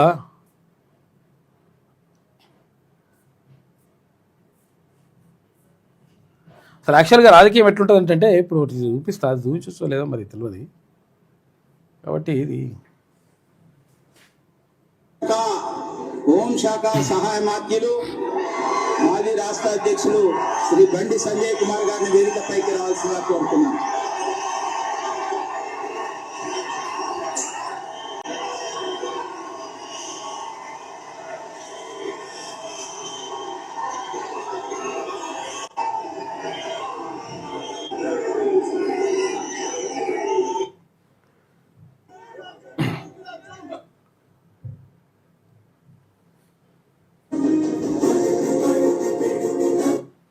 నిన్న నితిన్ నవీన్ వచ్చిండు, అక్కడ సాధారణ స్వాగతం పలికిండ్రు వరంగల్లో. భారతీయ జనతా పార్టీ జాతీయ అధ్యక్షుడు, రాష్ట్ర అధ్యక్షుడు రామచంద్రరావు కూడా ఉన్నట్టు.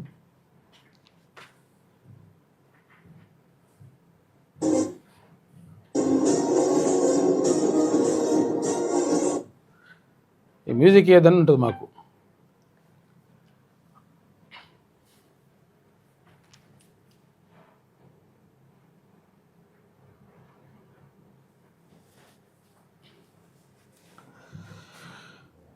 రైట్, ఇది ఇట్లుంటే ఆరని కన్నీరు అందని న్యాయం, పాశమైలారం సిగాచి ఘోర కరికి ఏడాది అయిందట. చూసుకో, ఇక మొత్తం చచ్చిపోయారట, దారుణంగా పేలిపోయింది. ఇప్పటి వరకు ₹1 కోటి పరిహారం ఇవ్వాలని చెప్పేసి ముఖ్యమంత్రి చెప్పిండు కానీ వాళ్ళకి అందలేదంట ఇంకా పూర్తి స్థాయిలో. మరి ఏందో కథ ఇంకా తెలియదు ఇంకా దానిపైన. బెయిల్పై తిరుగుతున్న సీఈఓ, పరారీలో డైరెక్టర్లు, కుటుంబ సభ్యులను కోల్పోయిన కన్నీరు మొన్న పెట్టుకుంటున్నారు. 56 మంది చచ్చిపోయారు పాపం. ఇక ప్రధాన్ రాజీనామా చేయాలి, నీట్ రద్దు చేసి పరీక్షల నిర్వహణ బాధ్యత రాష్ట్రాలకి అప్పగించాలని చెప్పేసి ఎస్ఎఫ్ఐ ఆధ్వర్యంలో చెలో లోక్ భవన్ ముట్టడి ఉద్రిక్తమైంది. సోమవారం ఎస్ఎఫ్ఐ నాయకులను అరెస్ట్ చేస్తున్న పోలీసులు. ఇది ఇక 5,000 కాదు 20,000 పోస్టులు భర్తీ చేయాలి, ఎస్ఐ కానిస్టేబుల్ పోస్టులకు నోటిఫికేషన్ వేయాలి, పోలీస్ రిక్రూట్మెంట్ బోర్డును ముట్టడించారు నిరుద్యోగ జేఏసీ. ఇక సోమవారం లక్డీ కపూర్లో జేఏసీ నాయకులను అరెస్ట్ చేసిండ్రు పోలీసులు. చూసుకో, ఇక నడుస్తూ ఉంది పాపం. నిరుద్యోగులు చాలామంది గోస పడుతున్నారు, నిరుద్యోగులు బాధపడుతున్నారు. నిరుద్యోగులు ప్రత్యేకంగా కాంగ్రెస్ ప్రభుత్వాన్ని అధికారంలోకి తీసుకొచ్చింది, మాకు ఉద్యోగ నోటిఫికేషన్లు వస్తాయి, తర్వాత మాకు 2 లక్షల ఉద్యోగాలు వస్తాయి కాబట్టి మేము ఎట్లా సెట్ అయిపోవచ్చు అని చెప్పేసి ఊర్లలోకి పోయినరు. పుస్తకాలు పక్కకు పెట్టి లైబ్రరీలు విడిచిపెట్టి ఊర్లలోకి పోయినరు. ఊర్లలోకి పోయి ప్రచారం చేసిండ్రు. అయ్యా, ఇక్కడ బీఆర్ఎస్ ప్రభుత్వానికి వేయకండి, బీఆర్ఎస్ పార్టీకి వేయకండి ఓటు, కారు గుర్తుకు కాదు చెయ్యి గుర్తుకు వేయరని చెప్పేసి ప్రచారం చేసిండ్రు. ఎందుకు ప్రచారం చేసినట్టు మా జీవితాలు బాగుపడతాయి అనుకున్నారు. మరి ఇప్పుడు మీరు కూడా సపరేట్ కూర్చుంటే వాళ్ళ జీవితాలు ఏం కావాలి? రోడ్డు ఎక్కుతున్నారు పాపం, దారుణమైనటువంటి పరిస్థితుల్లో ఉన్నారు. అప్పుడు రాహుల్ గాంధీ వచ్చిపోయాడు ఎక్కడికి, అశోక్ నగర్కి. మరి ఇప్పుడేమైంది? ముఖ్యమంత్రి పట్టించుకుంటలేడు, ఎవరు పట్టించుకుంటలేదు, కాంగ్రెస్ పార్టీ పట్టించుకుంటలేదు. ఎవరైతే పట్టించుకున్న పని పక్కా చేస్తారు పబ్లిక్. ఆ విషయం మాత్రం గుర్తుపెట్టుకోరు. మేము కూర్చున్నాం కదా, గద్దె ఎక్కినాం కదా అంటే గద్దె ఎక్కిన వాళ్ళు చాలామంది దింపేసారు. ఎవరు? పబ్లిక్. ఇక సినార్ తెలంగాణ చూసుకుంటే ప్రాణం తీసిన సార్ ఓటర్ల జాబితాలో పేరు లేకపోవడంతో తీవ్ర భయాందోళన, జైలుకు పంపుతారేమోనని కారు డ్రైవర్ ఆత్మహత్య చేసుకున్నాడు. అరే ఇదో బాధ. మృతుడికి భార్య, 3 పిల్లలు. బోరబండ ఏరియాలోని భరత్ నగర్లో విషాద ఘటన. సర్లో అందులో నా పేరు లేదు, మరి నన్ను తీసేస్తారేమో, జైలుకు పంపిస్తారేమో అని అనుకున్నాడు పాపం. ఆర్మూర్లో 144 సెక్షన్ విధింపు, ధర్నాలు, రాస్తారోకోలు, ర్యాలీలకు అనుమతి నిరాకరణ. ఉర్దూ టీచర్ అమీర్పై బీజేపీ పట్టణాధ్యక్షుడు బాలు దాడి, బాలుపై కేసు నమోదు, అరెస్ట్ చేసిందట. ఆర్మూర్లో అది కథ నడుస్తుంది. ఇక సర్వన్కు పొలిటికల్ పార్టీల్లో అలజడి, నేలకు దిగొస్తున్న రాజకీయ నేతలు. ఎందుకంటే రాజకీయాల ఎస్ఐఆర్ హీట్, సామాన్యుడి బతుకుల్లో కరువు సీట్, ఓట్ల చోరీ అవుతున్నాయని మీ గుబులు, ఊపిరి ఆగిపోతుందని మా దిగులు, మీ ఓటు బ్యాంకుకు రక్షణ వలయం, మా బతుకు తెరువుకు ఎప్పుడు సాయం, ఎస్ఐఆర్ వస్తేనే గుర్తుకొచ్చాయా మా గడపలు అని చెప్పేసి అడుగుతున్నట పబ్లిక్. కోటలు కూలిపోతాయనే భయమా? ఇక ఓటర్లపై లీడర్ల సడన్ ప్రేమ, పొలిటికల్ లీడర్ల కంటి తుడుపు రాజకీయం, అధికార కోటల రక్షణకేనా లీడర్ల పరుగులు, క్షేత్రస్థాయిలో సామాన్యుడి గోడు పట్టదా అని చెప్పేసి అడుగుతూ ఉన్నారు పబ్లిక్. ఇప్పుడు వస్తుందనట, మీ ఓటు పోకుండా చూసుకోవాలి, మీ ఓటు కాపాడుకోవాలి అట్లా అని. పదవులు వస్తే ప్రోటోకాల్ గోడలు, పవర్ పోతే ప్యాలెస్ లగ్జరీలు, కానీ ఓట్ల బ్యాంకుకు ముప్పు వస్తే మాత్రం నేరుగా కార్యకర్తల గడపకు తొక్కడం తెలంగాణ రాజకీయాల్లో ఇప్పుడు కనిపిస్తున్న సడన్ మార్పునకు అసలు సిసలు నిదర్శనం ఇది. కేంద్ర ఎన్నికల సంఘం తెచ్చిన ఎస్ఐఆర్ ప్రక్రియ పుణ్యమా అంటూ నిన్న మొన్నటి వరకు ముఖం చాటేసిన మంత్రులు, ఎమ్మెల్యేలు, అగ్రనేతలంతా ఒక్కసారిగా నేలకు దిగి నియోజకవర్గాల్లో పరుగులు లంకించుకుంటున్నారు. తమ అధికార కోటలు కూలిపోతాయనే భయంతో క్షేత్రస్థాయి కార్యకర్తలను మీరే మా పునాది రాళ్ళు, మీరే మా రక్షకులు అంటూ ఆకాశానికి ఎత్తుతూ బుజ్జగింపుల పర్వానికి తెరలేపిండ్రు. కానీ ఈ పొలిటికల్ జాతర వెనుక దాగున్నటువంటి అసలు రంగును సామాన్య ఓటరు, నిబద్ధత గల కార్యకర్త ముందే పసిగట్టారు. ఎన్నికలప్పుడు కన్నెతల్లిలా కనిపించే పార్టీ గెలిచాక కంటి నర్సులా ఎందుకు మారుతుంది అని కార్యకర్తల అంతరంగం నేడు సూటిగా ప్రశ్నిస్తోంది. సూటిగా ఇక్కడ ఓట్ల గురించి ఎట్లుంటుంది, తిప్పలుంటుంది అనమాట లెక్క. అయ్యో అట్లా పోతాయా ఇట్లా పోతాయా అని చెప్పేసి ఓట్ల గురించి నడుస్తున్నట్టు లెక్క.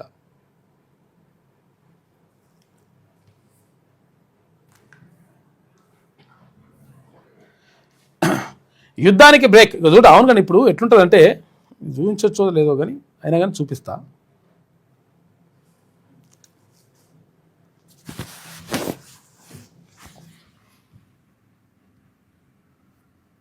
My fellow animals, if you vote for me, once I'm elected, I will become a vegetarian. నన్ను ఒక్కసారి మీరు ఎన్నుకుంటే, అంటే అడవిలో ఉన్నటువంటి జంతువులారా మీరందరూ వినండి, నన్ను ఒక్కసారి మీరు ఎన్నుకుంటే నేను శాకాహారిగా మారిపోతా. ఎవరు చెప్తున్నారు? సింహం చెప్తుంది. సింహం శాకాహారం తింటుందా? మరి ఏం తింటావని చెప్పేసి అడిగిన తర్వాత అడిగితే నేను గడ్డి తింటా అంటుంది.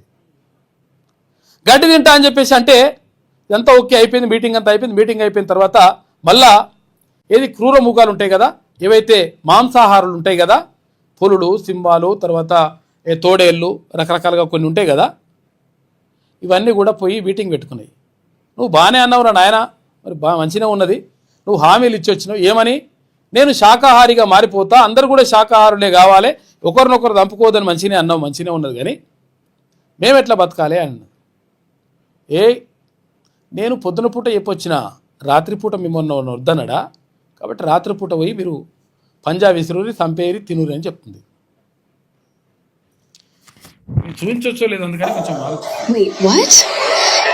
Did the lion just say vegetarian? I think he hit his head.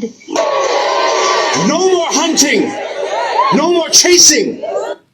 ఎక్కడ కూడా ఏది వేటాడొద్దు, ఎవరిని కూడా ఛేదించొద్దు, ఏం చేయాలి, కేవలం శాకాహారం మాత్రమే తినాలి. సింహం ఇట్లా తింటా అని చెప్పేసి పరిచయం అవుతున్నాయి పక్క జంతువు. No more running for your lives when you see me! Free bananas for every monkey! Free carrots for every... ego free banana, ఏది అరటి పండ్లు ఫ్రీగా ఇస్తుందట ఎవరికి, కోతులకు. ఇగో క్యారెట్లు ఫ్రీగా ఇస్తుందట ఎవరికి, కుందేళ్లకు. ఇట్లా హామీలు. Free rabbit!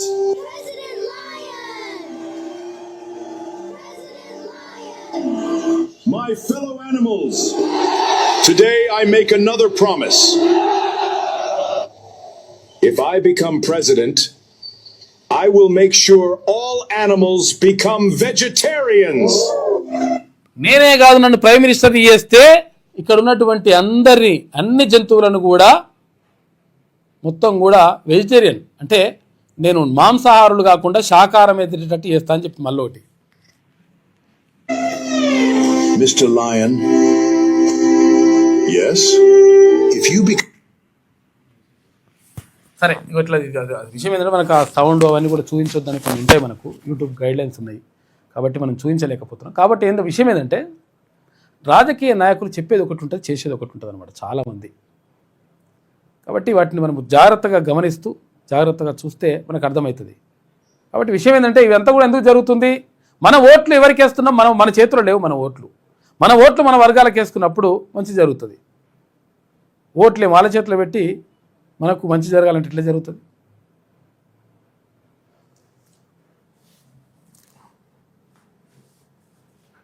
అట్లున్నది. ఇక యుద్ధానికి బ్రేక్, దాడులకు తాత్కాలిక విరామం. ఇవాళ యుద్ధం జరుగుతూ అంటారు, రేపు యుద్ధం ఆపేస్తా అంటారు, మళ్ళీ తల ఆపేస్తా అంటారు, ఆపేసినాం అంటారు, తర్వాత మళ్ళీ ఒకటి తీసుకొని బాంబు తొట్టుకునేస్తారు. తొట్టుకునేసినాక వాడు ఊకుంటాడా, నువ్వేస్తే నేను ఊకుంటాను అని నేను ఆడోటి వేస్తాడు. ఆడోటే ఈడోటే ఇక నడుస్తూనే ఉంటుంది లెక్క. యుద్ధం ఇట్లా నడుస్తూ ఉంది. దాడులకు తాత్కాలిక విరామం, చర్చలతో పరిష్కారానికి ప్రయత్నం. ఇరాన్ అమెరికా సూత్రప్రాయం అంగీకరించిన చాలాసార్లు చెప్పినప్పుడల్లా ఇదే కథ. ఇవాళ దోహాలో కీలక భేటీ, హార్ముజ్ వివాదంపైనే ప్రధాన చర్చలు ఉంటాయట. లెబనాన్పై దాడులు అంశాన్ని ప్రస్తావించనున్న టెహ్రాన్. కాల్పుల విరమణ ప్రకటనపై ప్రపంచ దేశాలు గంపెడ ఆశలు పెట్టుకున్నాయి. ఎందుకంటే ఈ యుద్ధం అయిపోతే కొంచెం పెట్రోల్ డీజిల్ అన్న మంచిగా వస్తుందని, ఎవరి బాధ వాళ్ళకే ఉన్నది. సోనియా తెలంగాణ ఏర్పాటు గురించి అడిగారు, నాకు ఎలాంటి అభ్యంతరం లేదని అప్పుడే చెప్పా. దిగ్విజయ్, మురళీదేవర కూడా నా వద్దకు వచ్చారు, వారికి కూడా ఏపీ విభజనపై అడ్డు చెప్పలేదు, తాను పార్టీ సిద్ధాంతానికే కట్టుబడి ఉన్నట్టు చెప్పా. చెన్నారెడ్డి కాలంలోనే బలమైన ప్రత్యేక రాష్ట్ర ఉద్యమాలు వచ్చినాయి, అప్పుడే 2 రాష్ట్రాలు ఏర్పడితే ఇప్పటి వరకు ఏపీ తెలంగాణ ఎంతో అభివృద్ధి చెందేవని చెప్పేసి ఇప్పుడు అంటున్నాడు ఆయన. ఎవరు? మాజీ ఉపరాష్ట్రపతి వెంకయ్య నాయుడు. అప్పుడు అనలే కానీ ఇప్పుడు అంటున్నాడు. అప్పుడు కూడా అన్నా అని చెప్తున్నాడు, మరి ఎందుకు తెలియదు. ఇక రాజ్యాధికార సమరభేరి సమరం విజయవంతం చేయండి, బహుజన వర్గాలకు మద్దతు ఇవ్వండి, అందరూ ఏకమైతేనే బీసీ రాజ్యాధికారం సాధ్యమవుతుంది, రాజకీయాలకు అతీతంగా భువనగిరికి తరలిరండి. టీఆర్పీ రాష్ట్ర నాయకుల పిలుపు. ఇక పలువురు ప్రముఖులకు సభ ఆహ్వాన పత్రికల అందజేత. యాదాద్రి నరసింహస్వామి సన్నిధిలో సభ పోస్టర్లు ఆవిష్కరించిండ్రు తెలంగాణ రాజ్యాధికార పార్టీ నాయకులు. ఇక్కడ మంత్రి పొన్నం ప్రభాకర్కి, తర్వాత అక్కడ ప్రభుత్వ విప్పు సీనన్నకి, అందరికీ కూడా ఏవి ఆహ్వాన పత్రికలు అందజేస్తూ ఉన్నారు తెలంగాణ రాజ్యాధికార పార్టీ నాయకులు. జూలై 5న భువనగిరి జిల్లా కేంద్రంలో తెలంగాణ రాజ్యాధికార పార్టీ ఆధ్వర్యంలో నిర్వహించనున్న రాజ్యాధికార సమరభేరి సభను విజయవంతం చేయాలని టీఆర్పీ రాష్ట్ర నాయకులు పిలుపునిచ్చారు. ఇందులో భాగంగా రాష్ట్ర బీసీ సంక్షేమం రవాణా శాఖ మంత్రి పొన్నం ప్రభాకర్ను చిగురుమామిడి మండల కేంద్రంలో తెలంగాణ రాజ్యాధికార పార్టీ రాష్ట్ర కార్యదర్శి అఖిల్ పాషా పార్టీ నాయకులతో మర్యాదపూర్వకంగా కలిశారు. తీన్మాన్ మల్లన్న నాయకత్వంలో జూలై 5న భువనగిరిలో నిర్వహించే రాజ్యాధికార సమరభేరి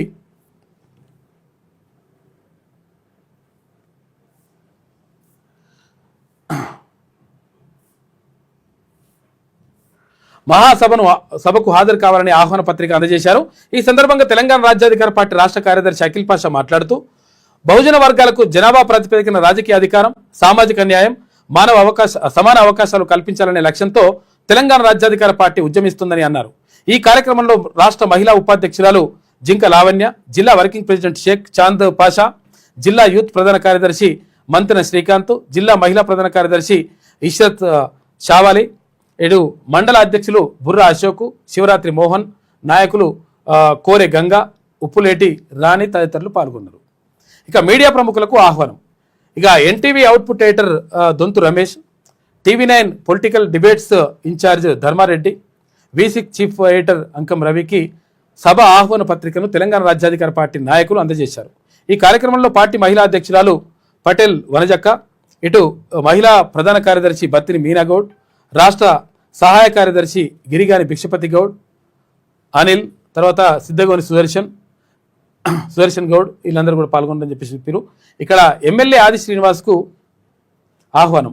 రాజ్యాధికార సమరభేరి మహాసభకు ప్రభుత్వ విప్పు వేములవాడ ఎమ్మెల్యే ఆది శ్రీనివాస్కు ఆహ్వాన పత్రికను తెలంగాణ రాజ్యాధికార పార్టీ రాజన్న సిరిసిల్ల జిల్లా అధ్యక్షులు వినోద్ ఆధ్వర్యంలో పార్టీ నాయకులు అందజేశారు.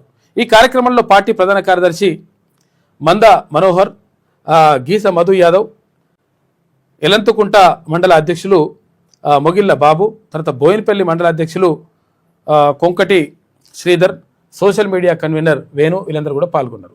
యాదాద్రి నరసింహస్వామి సన్నిధిలో సభ పోస్టర్లని ఆవిష్కరించారు. యాదాద్రి నరసింహస్వామి సన్నిధిలో తెలంగాణ రాజ్యాధికార పార్టీ ఆధ్వర్యంలో జూలై 5న జరిగే రాజ్యాధికార సమరభేరి బహిరంగ సభ పోస్టర్లను ఘనంగా ఆవిష్కరించారు. ఈ కార్యక్రమంలో తెలంగాణ రాజ్యాధికార పార్టీ రాష్ట్ర ఉపాధ్యక్షులు ఓదలి యాదవ్, రాష్ట్ర క్రమశిక్షణ కమిటీ చైర్మన్ బందారపు నరసయ్య గౌడ్ ఆధ్వర్యంలో రాష్ట్ర కార్యదర్శి కొమ్మల ప్రవీణ్ రాజ్, భువనగిరి జిల్లా అధ్యక్షుడు కుమరిశెట్టి నరసింహులు వీరందరూ కూడా పాల్గొన్నారు కార్యక్రమానికి సంబంధించి.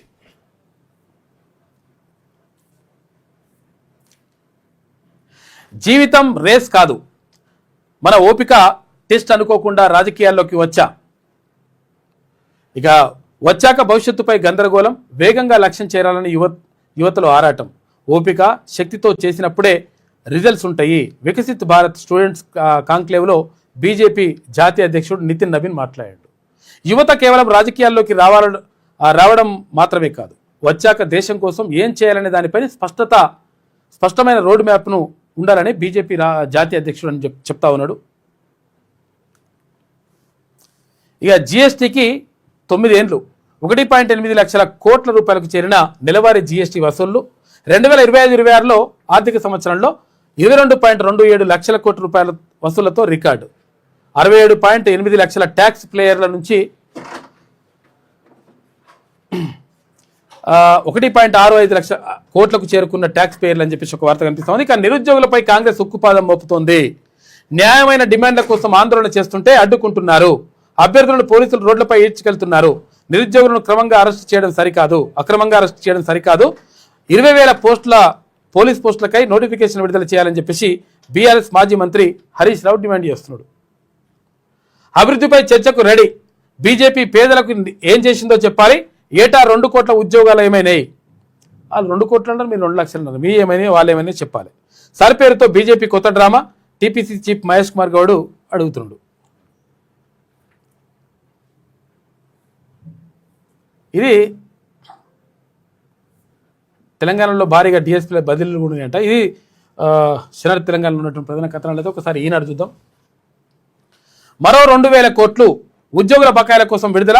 నెల రోజుల వ్యవధిలోనే 4,000 కోట్ల రూపాయలు విడుదల చేసిండ్రు. అయితే 1,000 కోట్ల రూపాయలు కూడా పట్టాయంట. ఎవరికి? ఆర్టీసీ కార్మికులకు సంబంధించి, ఎవరు రిటైర్డ్ ఉద్యోగులకు సంబంధించి వాళ్ళకు కూడా ఇస్తే బాగుంటుందని చెప్తా ఉన్నారు. పింఛన్దారుల జీపీఎస్ బకాయిలు 100% చెల్లింపు. మా చిత్తశుద్ధి మరోసారి నిరూపితమైందని చెప్పేసి ఉప ముఖ్యమంత్రి బట్టి విక్రమార్క గొప్పలు చెప్పుకుంటారు. మరి రైతు భరోసా విడుదల నేడే. తొలి విడతలో 41.37 లక్షల మందికి లబ్ధి. వారి ఖాతాల్లో 2,482.02 కోట్ల రూపాయలు జమ చేస్తారు. ఇక సీఎం రేవంత్ రెడ్డి చేతుల మీదుగా పంపిణీ కార్యక్రమం. ఖమ్మం రైతు ఆశీర్వాద సభ హైదరాబాద్కు మార్చిండ్రు. ఎందుకంటే వానలు వస్తున్నాయని. వానలేమో వస్తలే వాడ కానీ మార్చిండ్రు. ఎందుకంటే మరి వస్తేమని. 2028 నుంచి ఢిల్లీలో పెట్రోల్ బైకులకు స్వస్తి అంట. 28 నుంచి పెట్రోల్ బైకులు ఉండొద్దుగా. కొత్త బైకులు ఏమైనా ఉంటే అవి ఈవీ అంటే ఎలక్ట్రిక్ బైకులు మాత్రమే వాడాలట. విద్యుత్ వాహనాలకే రిజిస్ట్రేషన్. వచ్చే ఏడాది నుంచి విద్యుత్ ఆటోలకే అనుమతట. 2030 నాటికి కాలుష్య రహితంగా దేశ రాజధాని. ప్రత్యేక ఈవీ పాలసీ ఆమోదం పొందిందట. అక్కడ 106 గంటల తర్వాత వెనుజులాలో శిథిలాల నుంచి సజీవంగా బయటపడిందంట మృత్యుంజయుడు. ఒక 21 సంవత్సరాల యువకుడు ప్రాణాలు పోకుండా అట్లనే ఆగిపోయి శిథిలాల కింద ఇట్లా అవన్నీ కూడా తీస్తుంటే పక్కకు శవం ఉందట. శవం పక్కన ఇతను ఉన్నాడు. తీస్తే బతికి బట్టగట్టిండు. 106 గంటలు. 1 కాదు 2 కాదు, ఏకంగా 106 గంటల సేపు శిథిలాల కిందే ఉన్న 21 ఏళ్ల యువకుడు మృత్యువును జయించి బయటపడ్డాడు. 5 రోజుల క్రితం సంభవించిన భారీ భూకంపం దాటికి అతలాకుతలమైన వెనుజులాలో ఈ అద్భుతం చోటు చేసుకుంది. గువైరా రాష్ట్రంలో కరబల్లేడా పట్టణంలో సహాయక చర్యలు కొనసాగుతున్న బృందాలు ఆర్ఎల్ లెలికాంటిల్లో వర్గాస్ అనేటువంటి వ్యక్తిని శిథిలాల మధ్య ఓ మృతదేహం చెంత ప్రాణాలతో చూసి ఆనందాశ్చర్యాలకు లోనయ్యారట. గ్రేట్ అసలు వాడు పాపం మృత్యుంజయుడే. ఇక 10 రోజుల పసికందును వదలలేదు.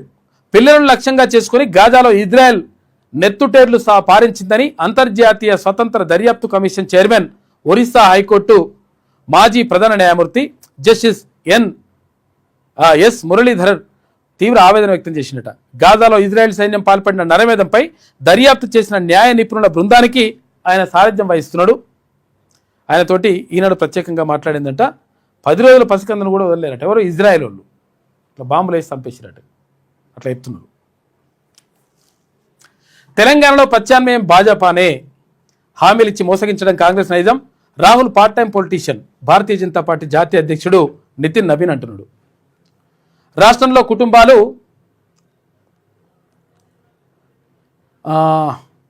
1,14,00,000 రాష్ట్రంలో ఎన్ని కుటుంబాలు ఉన్నాయంటే 1,14,00,000 కుటుంబాలు ఉన్నాయని చెప్పేసి ఇప్పుడు కేంద్రం చేస్తుంది కదా జనగణన, అందులో తేలింది. అయితే ఓఆర్ఆర్ లోపల గ్రేటర్ హైదరాబాద్లో 36 లక్షలు ఉన్నాయట. మొత్తం ఎంత జనాభా ఉండొచ్చు అంటే ఎంత జనాభా ఉన్నది అంటే ఏమంటుందంటే 4,35,00,000. తీన్మాన్ మల్లన్న మంత్రం కలిసి క్లియర్గా చెప్పినాం ఇక్కడ.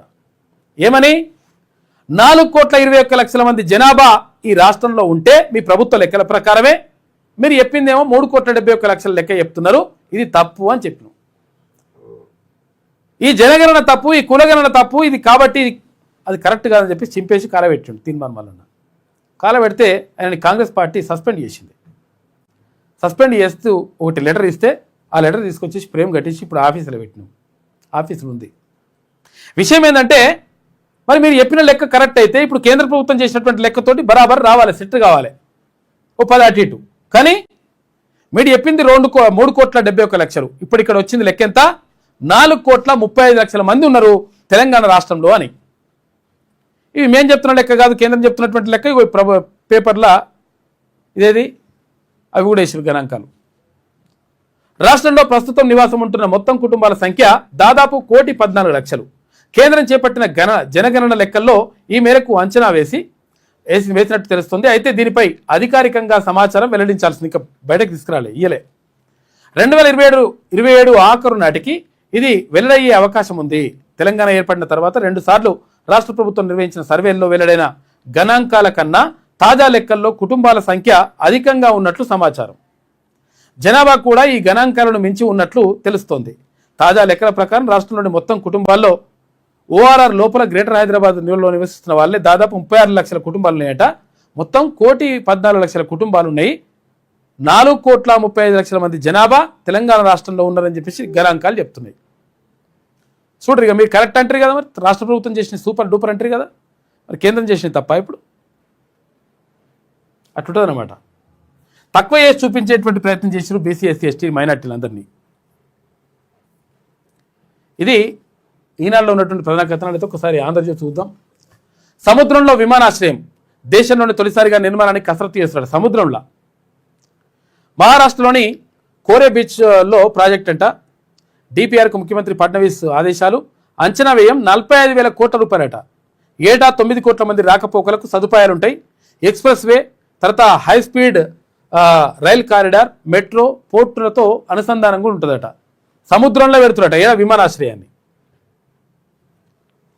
భూమి దొరకలేనట్టుంది. ఒంటరి పోరుకే సై, రాష్ట్రంలో అధికారం దక్కించుకునే దిశగా బీజేపీ కార్యాచరణ. క్షేత్రస్థాయి పోరు ముమ్మరం చేయాలని నిర్ణయం. రంగంలోకి పార్టీ రాష్ట్ర ఇన్ఛార్జ్ సునీల్ బన్సల్. అగ్రనేతల విస్తృత పర్యటనలు. 4 మున్సిపల్ కార్పొరేషన్లపై ప్రత్యేక నజరు పెట్టిండ్రు. 3 ఏమో గ్రేటర్ హైదరాబాద్లో, 1 వరంగల్. అన్నింటినీ గెలుచుకునేందుకు వ్యూహం. కోవట్ రాజకీయాలపై అగ్రనాయకత్వం సీరియస్ ఉంది. ఇక ఈ నేతలకు పార్టీ అధ్యక్షుడు నితిన్ నవీన్ హెచ్చరికలు జారీ చేసిండు. కాంగ్రెస్ అంటేనే మోసం, హామీలు అమలు చేసిన చరిత్ర ఆ పార్టీకి లేదు. తెలంగాణలో 2 లక్షల ఉద్యోగాలు ఏమైనాయి? హామీ ఏమైంది? ఆ పార్టీకి ఎంతో సేవ చేసిన పీవీని మరణించాక కూడా అవమానించింది. Rahul part time leader. ప్రజా సమస్యలు పట్టవు. కరోనాలో మోదీ 80 కోట్ల మందిని రక్షించారు. సుష్మా స్వరాజ్ కృషి వల్లే తెలంగాణ ఏర్పడింది. ఇక తెలంగాణలో డబుల్ ఇంజన్ సర్కార్ ఖాయం. హనుమకొండ సభలో బీజేపీ అధ్యక్షుడు నితిన్ నవీన్ అంటున్నాడు, స్వార్థపరులే జంజీ ఉద్యమాలు అంటున్నారని చెప్పేసి. స్వార్థపరులు ఏం కాదు, మనతో అదేది గుండె మండినోళ్ళు. జాతీయ యువత వారి మాటలతో మాయలో పడొద్దు అని చెప్పేసి, భారతీయ యువత వారి మాయలో పడొద్దు అని చెప్పి చెప్తున్నాడు. ఇక విబిఐటి విద్యార్థి కాంక్లేవ్లో నితిన్ నవీన్ పిలుపునిచ్చినట. ప్రైవేట్ కాలేజ్ ఒకటి దాంట్లో ఉంటే ఇవాళ రైతు భరోసా నిధుల విడుదల అని చెప్పేసి చెప్తున్నారు. ఇక్కడ విడుదల చేస్తారట. రిటైర్డ్ ఉద్యోగుల బిల్లులు క్లియరెన్స్కు 2,000 కోట్ల రూపాయలు రిలీజ్ చేస్తున్నారు. ఈ నెల రెండోసారి 400 కోట్లు 4,000 కోట్లు అవుతున్నట్టు నెల రోజులలో. విద్యుత్ ఉత్పత్తికి బొగ్గు కష్టాలు. రాష్ట్రంలో 2 యూనిట్లకు మూసేసిన జెన్కోనట. యాదాద్రి కేటీపీపీలో ఒక్కో యూనిట్ మూత, రాష్ట్ర చరిత్రలో తొలిసారిగా ఉత్పత్తి నిలిపివేత. చెల్లింపులు సరిగా చేయకపోవడంతో జెన్కోకు బొగ్గు సరఫరా తగ్గించిన సింగరేణి అప్రధాన్య జాబితాలో చేరుస్తూ నిర్ణయం. థర్మల్ కేంద్రాల్లో భారీగా తగ్గిన బొగ్గు నిల్వలని చెప్పేసి ఒక వార్త కనిపిస్తూ ఉంది. ఇక ఎల్నినో పిడుగు, తాగునీరు జల విద్యుత్ ఉత్పత్తిపైన తీవ్ర ప్రభావం పడుతుంది.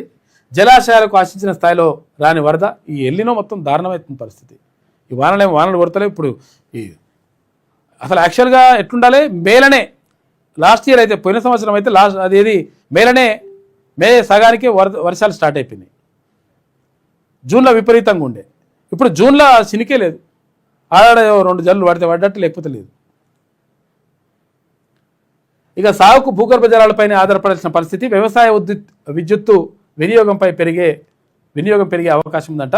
గ్రేటర్ హైదరాబాద్లో ఇప్పటికే ఎండుతున్న బోర్లు, గృహ వినియోగానికి నీటి కొరతతో ఇబ్బందులు పడుతుంది. నిజంగా కూడా చాలా దారుణంగా ఉంది పరిస్థితి. ఇది ఇట్లుంటే ఇక నమస్తే తెలంగాణ చూద్దాం. ఐటీ స్పీడ్కు బ్రేకులు. వచ్చే 2 ఏళ్లలో దేశీయ సంస్థల ఆదాయం 2% లోపే ఉంటుందట. మబ్బు తునక కానరాక 17 ఏళ్లలో అత్యంత బలహీనమైన నైరుతి ఆరంభం ఇదేనట. సాధారణం కంటే 42% తక్కువగా జూన్ వర్షపాతం. 166 ప్రధాన రిజర్వాయర్లలో 25% నీటి నిల్వలు ఉన్నాయట. బనకచెర్లకు ఆమోదం. కర్ణాటకలో 3 సీఎంల ఒప్పందం. నావలి విస్తరణకు ఆంధ్రప్రదేశ్ అంగీకారం. పోలవరం బనకచెర్లకు కర్ణాటక సమ్మతి. ప్రతిపాదనలకు తలూపిన సీఎం రేవంత్. ఇక త్వరలోనే రాతపూర్వక ఒప్పందం. తెలంగాణకు కాంగ్రెస్ జలద్రోహం చేసిందని ఒక ప్రత్యేక కథనం వేసింది. రైతన్నకు రేవంత్ బాకీ 29,720 కోట్ల రూపాయలట. ఎన్నికల ముందు రేవంత్ ప్రగల్భాలు, నేడు ఎగవేత. ఇక రైతు భరోసా 2 లేదా 3 ఎకరాల వరకే ఇస్తారట ఈసారి. ఏది మొదటి విడతల. మళ్ళీ 6 డిఎల్యూలు పెండింగు. ఇచ్చింది 3, బకాయి పడ్డది 6.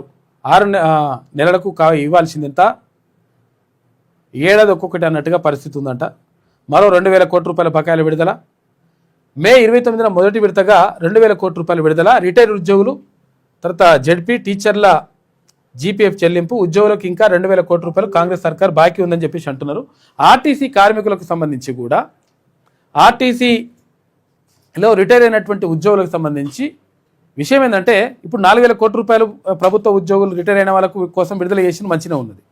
కానీ ఆర్టీసీలో కూడా రిటైర్ అయినటువంటి ఉద్యోగులకు సంబంధించి 1,000 కోట్ల రూపాయలు విడుదల చేస్తే వాళ్ళ బకాయిలన్నీ కూడా మొత్తం చెల్లించవచ్చు. వాళ్ళని ఎందుకు వివక్ష చూపిస్తారని చెప్పేసి ఆర్టీసీ కార్మిక నాయకులు అంటున్నారు. తర్వాత మొన్న ఆర్టీసీని ప్రభుత్వంలో విలీనం చేయాలని చెప్పేసి 4 రోజుల పాటు ఆమరణ నిరాహార దీక్షకు కూర్చున్నాడు సంపత్ ముదిరాజ్ అన్న. ఎందుకనంటే ఆర్టీసీని ప్రభుత్వంలో విలీనం చేయాలనేటువంటి డిమాండే ప్రధానంగా ఉండాలి. ఆ తర్వాత ఎన్నికలు పెట్టుకుంటే తర్వాత విషయం అది, కానీ ఫస్ట్ ఇదని చెప్పేసి అన్నాడు. కాబట్టి ఇక్కడ వీళ్ళ బకాయిలు, తర్వాత అక్కడ దానికి సంబంధించి మాట్లాడడానికి వచ్చింది. చెప్పండి అన్న. అందరికీ నమస్కారాలు. తెలంగాణ రాష్ట్ర రోడ్డు రవాణా సంస్థలో జరుగుతున్నటువంటి పరిణామాలు సుదీర్ఘంగా అనేక దఫాల చర్చలు జరుపుతున్నటువంటి అధికారులు, మేము నాయకులు అని చెప్పుకున్నటువంటి ట్రేడ్ యూనియన్ నాయకులకు మరీ ముఖ్యంగా నమస్కారాలు తెలియజేస్తా ఉన్నా. ప్రభుత్వ ఉద్యోగులకు ఏ విధంగానైతే బకాయిలు విడుదల చేస్తూ ఉందో ప్రభుత్వం, మనం గనక విలీనం అయితే వాళ్ళలో ఒక భాగస్వాములు అయ్యే వాళ్ళం. ఆ 1000 కోట్లు కూడా ఇలా మనకు వచ్చేవాళ్ళు. ఇలా మన ఆర్టీసీ రిటైర్మెంట్ అయ్యే వాళ్ళకు కూడా ప్రశాంత వాతావరణం ఉన్నటువంటి విశ్రాంతి ఉద్యోగులు ప్రశాంత వాతావరణంలో కోరుకునేటువంటి ఈ సమాజంలో ఇలా విశ్రాంతి ఉద్యోగులు ప్రశాంతం కాదు. బొందలగడ్డలో 357 మంది రికార్డు పరంగా బొందలగడ్డకు పోయినరు, చచ్చిపోయారు. వాళ్ళు ఆత్మ ఘోషిస్తా ఉందన్న. ఏం ఘోషిస్తా ఉందంటే, భర్త పని చేస్తే భార్య, భార్య పని చేస్తే భర్త, ఆత్మ ఘోషిస్తా ఉంది బొందలగడ్డలో. మరి నా భార్య అన్న ఈ బెనిఫిట్స్ పొందుతుందా, అవ కూడా నాతో పాటే బొందలగడ్డకు వస్తుందా? నా భర్త అన్న ఈ బెనిఫిట్స్ పొందుతాడా, లేకపోతే ఆయన నా బొందలగడ్డలకు వస్తాడా అనేది ఆత్మ ఘోషిస్తా ఉంది. అందుకే ఇప్పుడు ఇక్కడ పనిచేస్తున్నటువంటి ప్రభుత్వంలో విలీనం అయి ఉంటే ఇలా బ్రహ్మాండంగా ఇలా బకాయిలు అనేది ఉండకపోయి క్లియర్ అయిపోతుండే. అదే కాక 1000 కోట్ల లాభాల ఉందని ప్రకటన చేసింది ఆర్టీసీ. 1000 కోట్ల లాభాలలో దూసుకుపోతుందని. 500 కోట్లని ఫస్ట్ విడతా సగవాన్ని 500 కోట్లు మీ దగ్గర పెట్టుకోలేకపోతే కొత్త బస్సులు తెస్తావో ఇంకేమైనా సంస్కరణలు చేస్తావో దానికి కూడా ప్రయాణికులకు అవసరమే కాబట్టి చేసుకో, తప్పులేదు. కానీ 500 కోట్లనే రిలీజ్ చేయి. నెలకు 10 కోట్లు ఇస్తా అంటే సిగ్గుచేటు ముచ్చట అంటున్నాను నేను. చూసుకో, నెలకు 10 కోట్లు అంటే అలా బకాయిలు తీరేసరికి 10 సంవత్సరాలు అవుతుంది. 10 సంవత్సరాలకు ఉండే వాళ్ళు 9 సంవత్సరాల వ్యవధిలో 357 మంది చచ్చిపోతే ఇంకా 10 10 సంవత్సరాల కంటే ఇంకెంత ఎవరు ఉండరు ఇక. అంటే ఇయ్యం అన్నట్టు అర్థం. అంటే మీ బకాయిలు మీ ఇయ్యం అనేది మీ సాగు మీరు చావరు, మీరు చచ్చిపోతే మీ రికార్డే ఉండదు కాబట్టి మీ ఏమంతా తెల్లయింది. ఇవాళ ఎలక్షన్ల కొరకు ఊరిల్తా ఉన్నారు, ముందుకు పోతా ఉన్నారు. ఎలక్షన్లకు మేము వ్యతిరేకం అనుకుంటారు వీళ్ళు. వీళ్ళ మూర్ఖత్వం కాకపోతే ఇంక వేరే చెప్పలేము. నీకు ఎలక్షన్ల ముందు ఒక మేనిఫెస్టో పెడతారు కదన్నా, మేము గెలిస్తే ఇవి చేస్తాం అని చెప్తారు కదా. అసలు మీరు ఎలక్షన్ లో పోతురు కదా, ఏ తారీఖు అపాయింటెడ్ ప్రకటిస్తూ పెట్టే మాకేం ఇబ్బంది? అవును, ఆ ఎలక్షన్ ఇయ్యాల ప్రభుత్వంలో విలీనం చేస్తాం మాట చెప్పు. ఎలక్షన్ లకు పో, మేము కూడా యుద్ధానికి సిద్ధం అవుతాం. నువ్వు నేను తెలుసుకుందాం, మీరో మేమో తెలుసుకుందాం. ప్రజాస్వామ్యబద్ధంగా BWU సత్తా ఏందో, బహుజన వర్కర్స్ యూనియన్ మా సత్తా ఏందో చూస్తాం. మా కేపబుల్ ఆర్టీ కార్మిక సంఘం నిన్ననే ప్రకటించుడు. మా ఎమ్మెల్సీ తీర్మార్ మల్లన గౌరవ అధ్యక్షులు టీఆర్పీకి అనుబంధం BWU చెప్పిండు. బహుజన వర్కర్ యూనియన్ అని వాళ్ళు అనుకుంటారు, లోపల ఇండైరెక్ట్ గా బుల్లెట్ వర్కర్స్ యూనియన్ అనేది కూడా ప్రకటన చేసిండు. అంటే అట్లా దూసుకుపోయే పరిస్థితి ఉందనేది కూడా చెప్పగానే చెప్పిండు కాబట్టి భయపడి ఇవాళ మమ్మల్ని వందలాది మంది పోలీసులతో అరెస్ట్ చేసినటువంటి దౌర్భాగ్య స్థితిలో దిగజారింది. ఆమరణ నిరాహార దీక్ష కూర్చున్నాడు. ఎందుకంటే ప్రభుత్వంలో విలీనం చేయాలని చెప్పేసి కూర్చుంటే 3 రోజుల తర్వాత దాని బట్టి నైట్ 1 గంటకు వచ్చి మొత్తం చాలా మంది 50-60 మంది పోలీసులు వచ్చేసి ఏసీపీలు, తర్వాత సిఐలు, ఎస్ఐలు, కానిస్టేబుల్ వీళ్ళందరూ వచ్చేసి నైట్ 1 గంటకు కెమెరాలు ఉంటే ఆ కెమెరాల చిప్పు గుంజుకొని పలగొడతామని చెప్పేసి అటు ఇటు వేసేసి అసలు మన కెమెరా కాదన్నా, ఈ చుట్టుపక్కల సరౌండ్ ఉన్న సీసీ ఫుటేజ్ ఎక్కడ పని చేయకుండా బంద్ పెట్టించి చూడుగా తెల్లారి మాకు చెప్పినటువంటి సందర్భాలు ఆ ప్రాంతంలో ఉన్న వాళ్ళు చుట్టుపక్కల ఉన్నటువంటి సీసీ కెమెరాలు ఎక్కడెక్కడైతే కవరేజ్ చేస్తో కంప్లీట్ గా బంద్ చేయించి మా అపార్ట్మెంట్ లో ఉన్నటువంటి 1st floor, 2nd floor, 3rd floor కు బయట ఉన్నటువంటి బేడాలు పెట్టి గొల్లెం పెట్టిరు. అంటే అక్కడ ఉన్న వాళ్ళు బయటికి రాకుండా గొల్లెలు పెట్టి గ్రూప్ సిస్టమ్. అసలు మమ్మల్ని అసలు మేము ఆర్టీసీ కార్మికులు ఉగ్రవాదులు, తీవ్రవాదులకు కూడా ఈ పరిస్థితి ఉండదన్న. గ్రూపులు వేసుకొని లిచ్చన్లు పెట్టుకొని అసలు మా చుట్టుపక్కల ప్రాంతాలలో ఆర్టీసీ డ్రైవర్ అనే విషయం మొన్నటిదాకా కూడా తెలియదు నాకు, వాళ్ళకు తెలియదు. ఈ పోలీస్ బందోబస్తు, ఈ వ్యవహార శైలి చూసి అసలు ఇక్కడ ఏం జరుగుతుంది అనేది వాళ్ళ అదే అయిపోయి తెల్లారి వచ్చి పలకరించినటువంటి సందర్భాలు ఉన్నాయి. మేము ఒకటే రిక్వెస్ట్ చేస్తా ఉన్నాం అన్న, ప్రభుత్వం ఎలక్షన్లు పెడితే మేము వ్యతిరేకం కాదు, కానీ ప్రభుత్వం వైఖరి ఏందో తెలియపరచాలి. డేట్ ఏమంటున్నాం? ట్రేడ్ యూనియన్లకు లేని ఉత్సాహం ప్రభుత్వానికి ఎందుకు? ఇప్పుడు ట్రేడ్ యూనియన్ నాయకులే కరాఖండిగా చెప్పారు ఫస్ట్ విలీనం కావాలి. ముఖ్యమంత్రి గారి దగ్గర ఏం చెప్పారు? ముఖ్యమంత్రి అడిగిండు స్వయంగా. ట్రాన్స్పోర్ట్ మినిస్టర్ దగ్గర జరిగిన వ్యవహార శైలి వేరు. ట్రేడ్ యూనియన్ నాయకులందరినీ ముఖ్యమంత్రి దగ్గర కలవమని హెచ్ఓడీలకు బస్వాన్ అధికారులకు చెప్తే వీళ్ళు ఉట్టిన వీళ్ళందరినీ ముఖ్యమంత్రి గారి దగ్గర పిలిచిండ్రు. ముఖ్యమంత్రి చెప్పొచ్చు ఇప్పటికైనా, ముఖ్యమంత్రి చెప్పిందే ఫైనల్ కాదు, ఏదైనా మాటే వాక్. కేసీఆర్ గారు ఉన్నప్పుడు కూడా మాటే వాక్ అయింది. ఒకటే మాట చెప్పిండు, యూనియన్ లేవంటే సర్క్యులర్ లేదు, మాటే శాసనం. ఆయన చెప్పింది అయింది. మీరు కూడా ఒక మాట అడిగారు కదా, ముఖ్యమంత్రి గారు స్వయంగా పిలిచి అందరు ఇట్లా వరుసగా ట్రేడ్ యూనియన్ లో ఉంటే ఒక బరిగే లేదు ముఖ్యమంత్రి గారి దగ్గర. అంతే, ఒక బరిగే కనుకుంటే వీళ్ళకి ఇంకా చిరతకోళ్ళు వేసినా ఏం వేసినా తెలియదు. డైరెక్ట్ అడిగిండు, మీకు ఎన్నికలు కావాలన్నా విలీనం కావాలంటే వీళ్ళు కార్మికులకు భయపడో ఇంకేమనుకోనో మొత్తానికి అయితే సెటరేట్ అయ్యిండ్రు. విలీనం అన్నారు.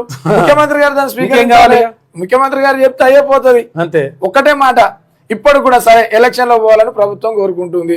మాదంటే ట్రేడ్ యూనియన్లు కూడా అతి ఉత్సాహంగా ఉన్నారు, సంతోషం. ఎవరున్నారు? ఇన్ సర్వీస్ వాళ్ళు లేరు, ఓటు లేనోడు, సీటు లేనోడు, అసలు వాడు ఓటే లేదు.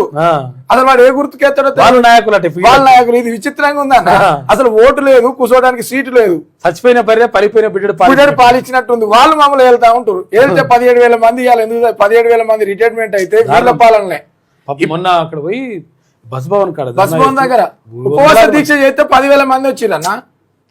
అయితే నేనేమంటున్నా అంటే ఇన్ సర్వీస్ కార్మికులకు కూడా నేను నా సూచన చేస్తా ఉన్నా. 17,000 మంది కార్మికులు రిటైర్డ్ అయితే 9 సంవత్సరాల కాలం నుండి ఇప్పుడు ఎలక్షన్లు కావాలన్నటువంటి నాయకులే అప్పుడు మమ్మల్ని ఏలిన వాళ్ళు. ఈ ఏలిన వాళ్ళు కాబట్టి వీళ్ళ అసమర్థత పాలన వలన 17,000 మంది రిటైర్డ్ అయితే బెనిఫిట్స్ పొందక, ఇవే కాక ఏరియర్స్ అని డైరెక్ట్ చెప్తుంది ప్రభుత్వం. 2017 ఏరియర్స్, 2021 ఏరియర్స్ ఇయ్యం దిక్కున కాడ చెప్పుకోపో అంటుంది. వాళ్ళకు రేపు పొద్దున నష్టం జరిగితే ఇన్ సర్వీస్ మాకు ఇంకా డబల్ నష్టం జరుగుతుంది. వీళ్ళకి అర్థం కావట్లే, మా ఇన్ సర్వీస్ ఉద్యోగులకు అర్థం కావట్లే. రిటైర్మెంట్ వాళ్ళు చస్తే నాకెందుకు, నాకు జీతం వస్తే బాగుంటుంది అని కోరుకునే వాళ్ళు ఉన్నంత వరకు ఇది ఇట్లా జరుగుతుంది. ట్రేడ్ యూనియన్లకు కూడా నిన్న మేము 3 రోజులు దీక్ష చేసిన, వాళ్ళు సంఘీభావం తెలిపితే ఇంకా 30 రోజులు చేయడానికి శక్తితో ఉన్నా నేను. వాళ్ళు సంఘీభావం తెలపక ప్రభుత్వం వాళ్ళని రానియక ప్రభుత్వం ఈ ట్రేడ్ యూనియన్ నాయకులు ఒకటై విలీనం వద్దన్న వాళ్ళు ఒక పక్కన, విలీనం కావాలంటే ఒక పక్కన ఉన్నారు కాబట్టి ఇది జాప్యం జరిగింది. లేకపోతే ఈ రోజు వరకు కూడా అమర నిరాదీక్షతో ఉన్నటువంటి సంపద ముదిరాజ్ సచ్చుడో విలీనం తెచ్చుడో అని ఛాలెంజ్ చేసిన, లేకపోతే ఇలా క్యూనిస్ లో అడుగే పెట్టకపోదును.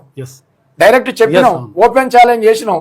రేపు పొద్దున మళ్ళీ అమర నిరాదీక్ష దిగమని వాళ్ళు చెప్తే ఖచ్చితంగా రేపే దిగుతా. విలీనానికి వాళ్ళు సిద్ధం ఉంటే వాళ్ళకి ఆ శక్తి లేదు, లేదంటే వాళ్ళని చేయమనండి, వాళ్ళని మద్దతు ఇస్తాం. అమర నిరాదీక్ష వాళ్ళని పక్కనే కూర్చుంటా, సచ్చేదాకా వాళ్ళ సచ్చేదాకా పక్కన కూర్చుంటా. నేను వాళ్ళని కాపాడుకునే బాధ్యత నాది. ఊపిరి పోకుండా మా ఊపిరిని ఇస్తాం, మా వాయిస్ ను వాళ్ళ నోట్లో ఊదడానికి కూడా సిద్ధంగా ఉన్నాం. అందుకే రిక్వెస్ట్ చేస్తా ఉన్నా ప్రభుత్వానికి గనక నిజంగానే ఆర్టీసీ కార్మికుల మీద ప్రేమ ఉంటే, చిత్తశుద్ధి ఉంటే, వాళ్ళకి ఎట్లయితే రాష్ట్ర ప్రభుత్వ ఉద్యోగులకైతే మీరు ప్రేమ చూపించారు ఇవ్వాల్సిందే, వాళ్ళకు కూడా స్వాగతిస్తున్నా నేను. వాళ్ళకి ఇవాళ ఆర్టీసీ ట్రేడ్ యూనియన్ నాయకు బహుజన వర్కర్ యూనియన్ గా ఒక రాష్ట్ర కమిటీ చైర్మన్ గా అమరణ నిరాదీక్ష చేసినా కాబట్టి రేపు పొద్దున ప్రభుత్వ విశ్రాంతి ఉద్యోగులు కూడా చేస్తే మా సిగ్గుపోతుందనే ఉద్దేశంతో భయపడి ఇచ్చినట్టుగానే భావిస్తున్నాం. అంతే, లేదంటే వాళ్ళు ప్రేమతో ఇవ్వలే. కేవలం ఇవి విడుదల కావడానికి కూడా బహుజన వర్కర్ యూనియన్ టీఆర్పీకి అనుబంధంగా ఉన్నది కాబట్టి ఇవాళ విడుదల చేసినట్టుగా మేము భావిస్తా ఉన్నాం. ఈ 1000 కోట్లు కూడా విడుదల చేయకపోతే విశ్రాంతి ఉద్యోగుల కొరకు మరో పోరాటం చేయడానికి కూడా TRP and Bahujan worker union సిద్ధంగా ఉందని కూడా తెలియపరుస్తా ఉన్నాం. రేపు పొద్దున ఎలక్షన్ లో పోవాలనుకుంటే మీ మేనిఫెస్టో ఏందో ప్రకటించండి. ఒకవేళ మీ వల్ల, మీ నిర్లక్ష్య వైఖరి వల్ల, మీ దంద వైఖరి వల్ల ఒకవేళ విలీనమే జరగకపోతే దానికి బాధ్యులు ఎవరు? ఇప్పుడు రిటైర్మెంట్ వాళ్ళని అయితే మేమేం చేయలేం. ఇన్ సర్వీస్ లో ట్రేడ్ యూనియన్ 2-3 ఉన్నారు కదా, మీ వైఖరి ఏందో చెప్పండి. విలీనం తప్పకుండా తీసుకొస్తాం. ఒకవేళ తీసుకురాకపోతే రాళ్లతో కొట్టమంటావా, ఇంకా దేంతో ఏం చేయమంటో చెప్పు, రా డిపోకు రా, తెలుసుకుందాం అంతే అంటున్నాం. అందుకే మరొకసారి మీకు ప్రత్యేక ధన్యవాదాలు తెలియజేస్తా ఉన్నా. మిత్రులారా, అందరు ఆలోచించండి. ఈడ యూనియన్లు, భేదాభిప్రాయాలు, కుల మతాలకు అతీతంగా కార్మికులకు మంచి జరగాలి. నేను చేసిన అనేది ముఖ్యం కాదు. నేను నాయకుని కాదు, సేవకుని, డ్రైవర్ని, ప్రయాణికులకు సురక్షితమైనటువంటి ప్రయాణాన్ని అందించే కేవలం ఒక సామాన్య డ్రైవర్ని. కాబట్టి మీరు చేతులు జోడించి రిక్వెస్ట్ చేస్తా ఉన్న నలుమూలల ఆర్టీసీలో పనిచేసే కార్మికులు, ఇవాళ 17,000 మంది విశ్రాంతి ఉద్యోగులకు నష్టం జరిగింది. రేపు కూడా మనకు నష్టం జరగబోతా ఉంది. ఆ నష్టాన్ని మనం పసిగట్టకపోతే ఈ ట్రేడ్ యూనియన్ నాయకులు మనం దోసుకోవడానికి వస్తున్నారు. చందాలు తీసుకోవని వాళ్ళ మేనిఫెస్టోలో ఉండాలి. ఆర్టీసీ కార్మికుల దగ్గర ₹1 చందా వసూలు చేయము మేనిఫెస్టోలో ఉండాలి. ఒక్క ఓడి తీసుకోము అని మేనిఫెస్టోలో ఉండాలి. ఇక్కడ ఆర్టీసీ అధికారుల దగ్గర మా పెత్తనాలను ఓడీల రూపం తీసుకోనని మేనిఫెస్టోలో విడుదల చేయండి. మీకు చిత్తశుద్ధి ఉంటే కార్మిక సమస్యల పట్లనే పోరాటం చేస్తుంది ట్రేడ్ యూనియన్ చెప్పండి. లేదా మా బహుజన వర్కర్ యూనియన్ మేనిఫెస్టో అదే విధంగా రిలీజ్ చేయబోతా ఉన్నాం. కార్మికుల దగ్గర ఒక చందా ₹1 తీసుకోము. అవసరమైతే మా గౌరవ అధ్యక్షులే చెప్పిండు, సగటు సామాన్య కార్మికుడికి ₹5 లక్షల ఇన్సూరెన్స్ మా బహుజన వర్కర్ యూనియన్ చేస్తుందని ఓపెన్ ఛాలెంజ్ చేసిండు. మీరు చేయండి. అట్లా మేము 5 లక్షలు చేసినాం కదా, మీరు 10 లక్షలు చేయండి. చందా తీసుకోమని చెప్పండి, ఓడిలో ఉండమని చెప్పండి, మా పెత్తనం నడవదని చెప్పండి. దాన్ని మేము అంగీకరిస్తాం. దేనికంటే సిద్ధం, ఎప్పుడు బరిగేసినా మేము సిద్ధంగా ఉన్నాం అనేది కూడా కార్మిక లోకానికి తెలియజేస్తావు. సెలవు తీసుకుంటున్నాం. ఓకే, రైట్, కూర్చో. అది ఎందుకంటే యాక్చువల్గా మొన్నటి వరకు ఆమరణ నిరాదీక్ష కూర్చున్నాడు సంపత్ ముదిరాజ్ అన్న. కాబట్టి ఎందుకంటే వాళ్ళ ప్రధానంగా డిమాండ్ ఏంటంటే విలీనం చేస్తే ఇవన్నీ బెనిఫిట్స్ వస్తుండే వీళ్ళు పాపం వాళ్ళకు కూడా, అంటే ఆర్టీసీ వాళ్ళతో పాటు ప్రభుత్వ ఉద్యోగులతో పాటు వీళ్ళు కూడా ప్రభుత్వ ఉద్యోగులు అవుతుండే, అయితే ఆటోమేటిక్గా వీళ్ళకి కూడా బెనిఫిట్స్ వస్తుండే, వీళ్ళకి కూడా మంచి జరుగుతుండే. కాబట్టి విలీనం కోరుకుంటున్నారు. గ్రామీణ పథకాల అమలులో వెనుకబడ్డ తెలంగాణ అని చెప్పేసి శివరాజ్ సింగ్ అంటున్నాడు. ఇక అప్పులతో ఆర్థిక సంక్షోభంలోకి రాష్ట్రం అని చెప్పేసి కేంద్ర మంత్రి కిషన్ రెడ్డి. ఉత్తమ సంగతి ఉత్తదేనా అని చెప్పేసి మంత్రికి తెలవకుండానే కొడంగల్ నారాయణపేట లిఫ్ట్ ఎన్ఓసి వచ్చిందా అని చెప్పేసి ఇది ఒక కథనం వేసిరు వీళ్ళు. ఇక రగులుతున్న నిరుద్యోగులు, రాష్ట్రంలో కాంగ్రెస్ సర్కార్ అధికారంలోకి వచ్చిన 3 ఏళ్లు కావస్తున్నా ఒక్కటంటే ఒక్క పోలీసు నోటిఫికేషన్ ఇవ్వకపోవడంతో నిరుద్యోగులు రగిలిపోతున్నారని చెప్పేసి నిజంగా కూడా నిరుద్యోగులు ఆవేదనతో ఉన్నారు, బాధతో ఉన్నారు. కాబట్టి ఉద్యోగ నోటిఫికేషన్లు వేయాల్సిందే. పాపం అస్మా బాగా గుట్లాడుతుంది. ఇక కేసీఆర్ది నిధుల వరద, రేవంత్ది బూతుల బురద అని చెప్పేసి ఎవరు జగదీష్ రెడ్డి అంటున్నాడు. ఇక కాంగ్రెస్ సభ కామెడీ షో అని చెప్పేసి బీఆర్ఎస్ నాయకులు అంటున్నారు. ఇక సరతో ఓటు తొలగింపు, ఆగిన పాస్పోర్టు రెన్యువల్, టెలిగ్రాఫ్ మాజీ ఎడిటర్ ఆగ్రహం, ఈసీ తీరును ఖండించిన ఎడిటర్స్ గిల్ట్. ఇటు సిరిసిల్ల సెస్పై సర్కార్ మరో కుట్ర అని చెప్పేసి ఒక వార్త కనిపిస్తుంది. 2014 నుంచి 26 వరకు విచారణకు ఆదేశం, హైకోర్టులో తీర్పు రిజర్వులో ఉండగానే నిర్ణయం, సెస్ను ఎలాగైనా ఆధీనంలోకి తీసుకోవడానికి అడ్డదారులు దొక్కుతున్న రేవంత్ ప్రభుత్వం అని మళ్ళొక వార్త. మానని గాయం, సిగాచి విషాదానికి ఇవాళకి ఏడాది అయింది, వాళ్ళకి ఇంకా పరిహారం రాలేదంట. 55 మంది కార్మికులు చచ్చిపోయారు పాపం. జర్నలిస్టులకు ఆరోగ్య భద్రత ఏది? ఇప్పటి వరకు హెల్త్ కార్డు లేదు. ఏది అది ఇచ్చిండ్రు, ఏది అక్రిడేషన్ కార్డు ఇచ్చిండ్రు, ఏది మరి మళ్ళీ ఇప్పుడు హెల్త్ కార్డుకి సంబంధించి క్లారిటీ లేదు. ఇంకా ఉద్యోగులతో సమానంగా